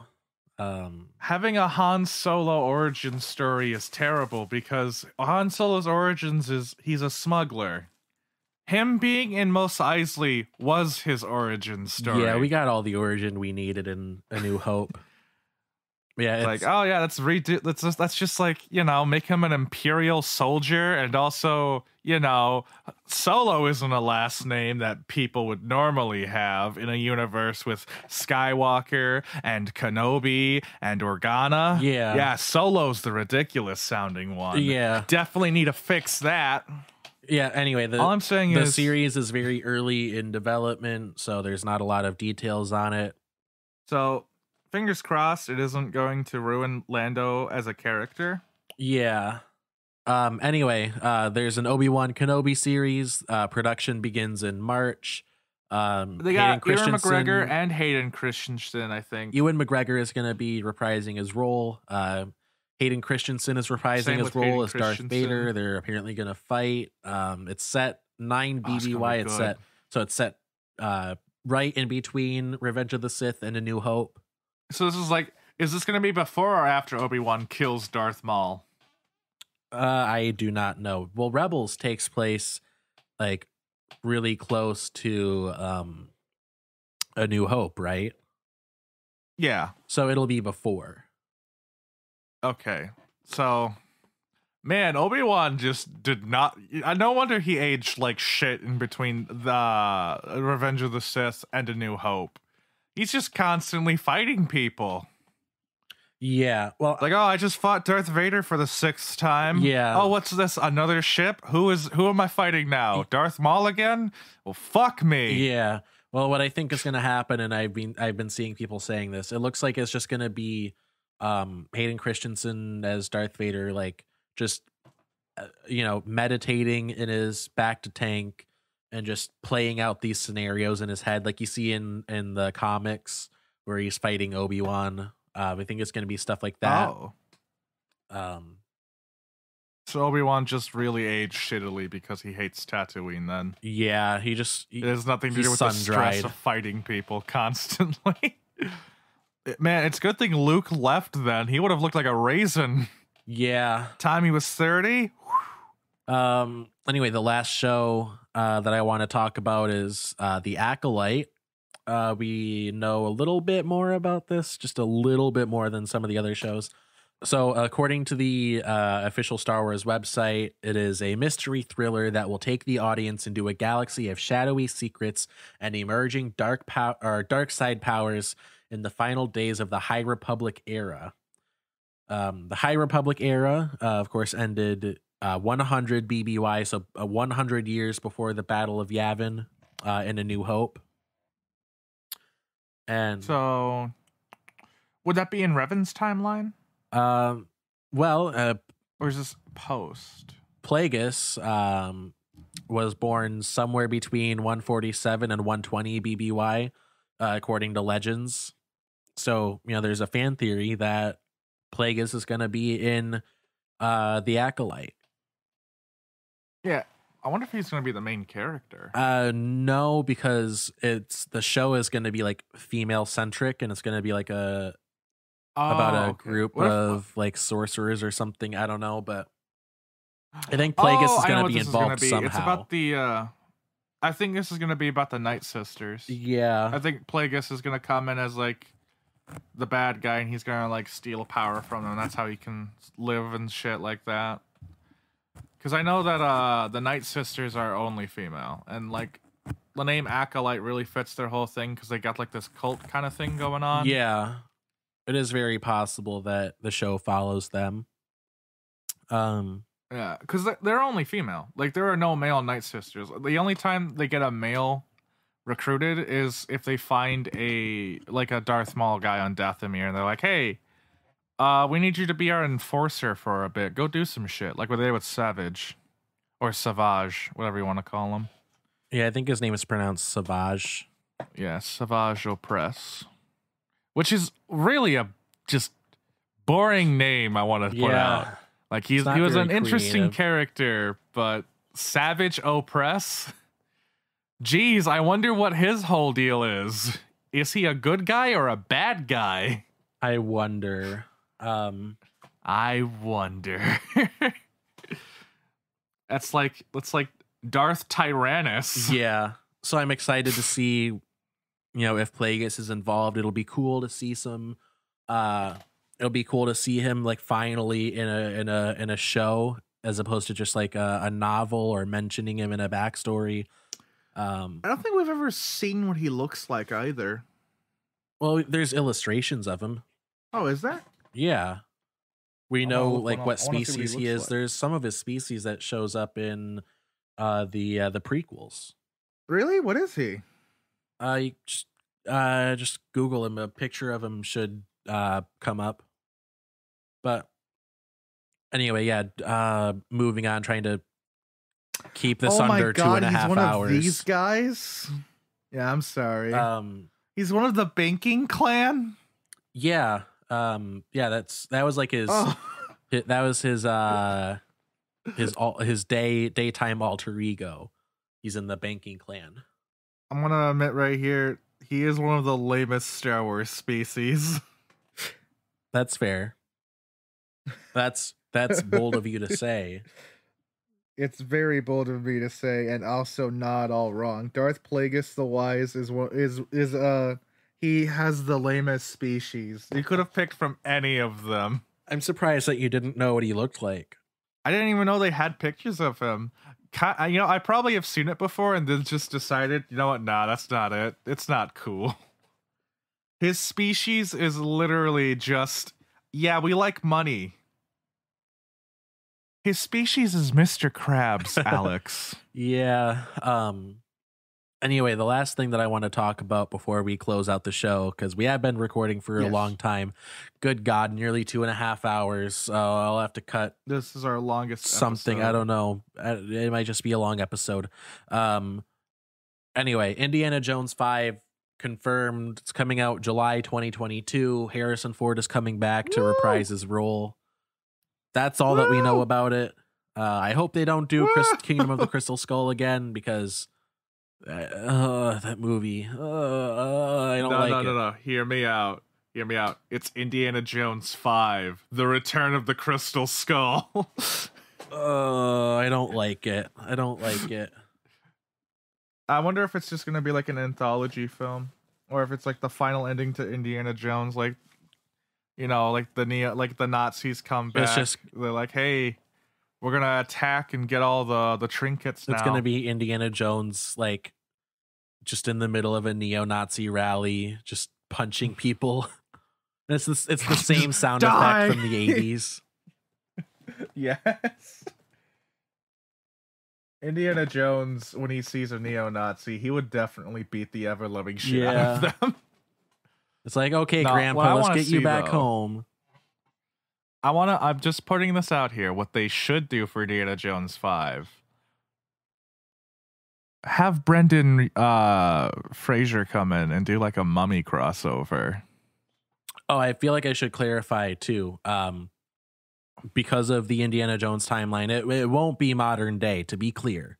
This would be like in the 70s when this would take place. Yeah, because that's, Yeah, because Indiana Jones cannot live in the 30s, cannot be a boy in the 30s, fight Nazis in World War II, and still be an adventurer, and also over 100 fucking years old. Yeah. Having a 90-year-old Indiana Jones feels sad. I wish we could have Indiana Jones at a neo-Nazi rally just punching people. I mean, I'd pay to see that. 70s probably had neo-Nazis. Yeah. They were more underground, though. They weren't as like. Hold on, I need to check something out. They weren't as out there as they are now. When does The Mummy take place? That is not the time I was asking for. I asked when does The Mummy take place, and it told me about when it started. That's God damn it. The film was based loosely on a 1932 film by the same name. The story is commenced in the year 1290 BC, and 1920. Never mind. I mean, I was gonna say they should do a crossover, but it's from the 1920s. I mean, they should still just which do means it. that during. Hold on, that means during the Mummy, Tomb of the Dragon Emperor, World War II was happening. And they're in Japan. No, they're in China. Never mind. They're not dead yet. I was gonna say, imagine if like in Mummy lore it came out that Rick O'Connell and his whole family are atomized by the nukes we dropped. Anyway. That'd be horrible. I wish we could go on about it for longer, but it's been a long episode. Thank you everyone for listening to another episode of Bold of You to Say. If this was your first time here and you liked the episode, leave a like, comment, subscribe, depending on what your platform allows. Subscribe so you do not miss the next episode that we do. It'll be the VR chat Christmas special, which we are actually recording right after this. It'll be great. Hopefully everything works smoothly. Share with a friend if you like today's episode. Even if you didn't like it, share it with everyone you know. Chances are someone will like it. Leave a comment with if you disagreed with anything we said. Leave a comment telling us how wrong we are. If you have any suggestions for topics that we can do in future episodes, leave them in the comments down below if you're listening on YouTube. Other than that, just, have a good day, just vibe. I love you, listeners. We love you personally, individually. Unless you don't subscribe. But listeners, I want you to tell me though, should Mummy and Indiana Jones, come on, we should have a crossover. I don't know, I don't care if it doesn't make any sense. I want more of that adventure stuff. Yeah, leave a comment with your opinion on the Mummy franchise and Indiana Jones. And actually, instead of doing that, I want you guys in between the hours of 9 a.m. and 9 p.m., which is legally when you can listen to this, I want you to tell me what your favorite action adventure movie was. Like the old style ones, like Indiana Jones and the Mummy and stuff. Deep Rising to a degree, I guess. That was a great call to action, Jared. Thank you for that. Thanks. And with that, you've been listening to Bold of You to Say. We don't have a catchphrase to close the show out with. Goodbye. 32 seconds. That is all the time you have. 32 seconds, Mr. Johnson. And good night!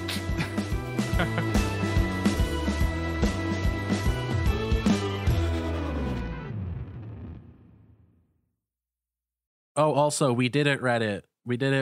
I keep forgetting to say that at the end. I'm making that our catchphrase. That goes after the theme song at the end of every episode. We did it, Reddit. Reddit. We did it. Reddit. Did it? We did. Reddit. Reddit, if you're listening to this, I need to tell you, we did it. Reddit, I just need you to know, after everything we've been through, we did it. Oh, and Vanilla Ice, if you're listening to this, fuck you. Plagiarism isn't a talent. Oh my god.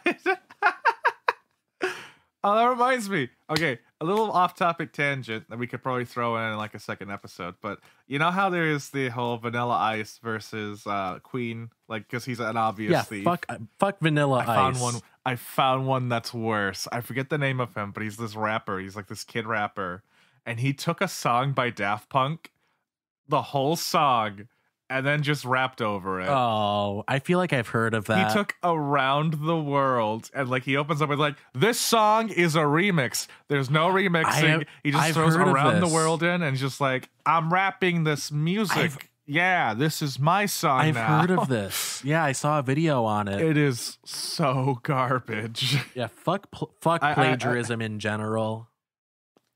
My favorite thing is Daft Punk acknowledged this on one of their shows and was like, I like it when we make our music. Yeah. Anyway, thank you for listening, everyone. Goodbye.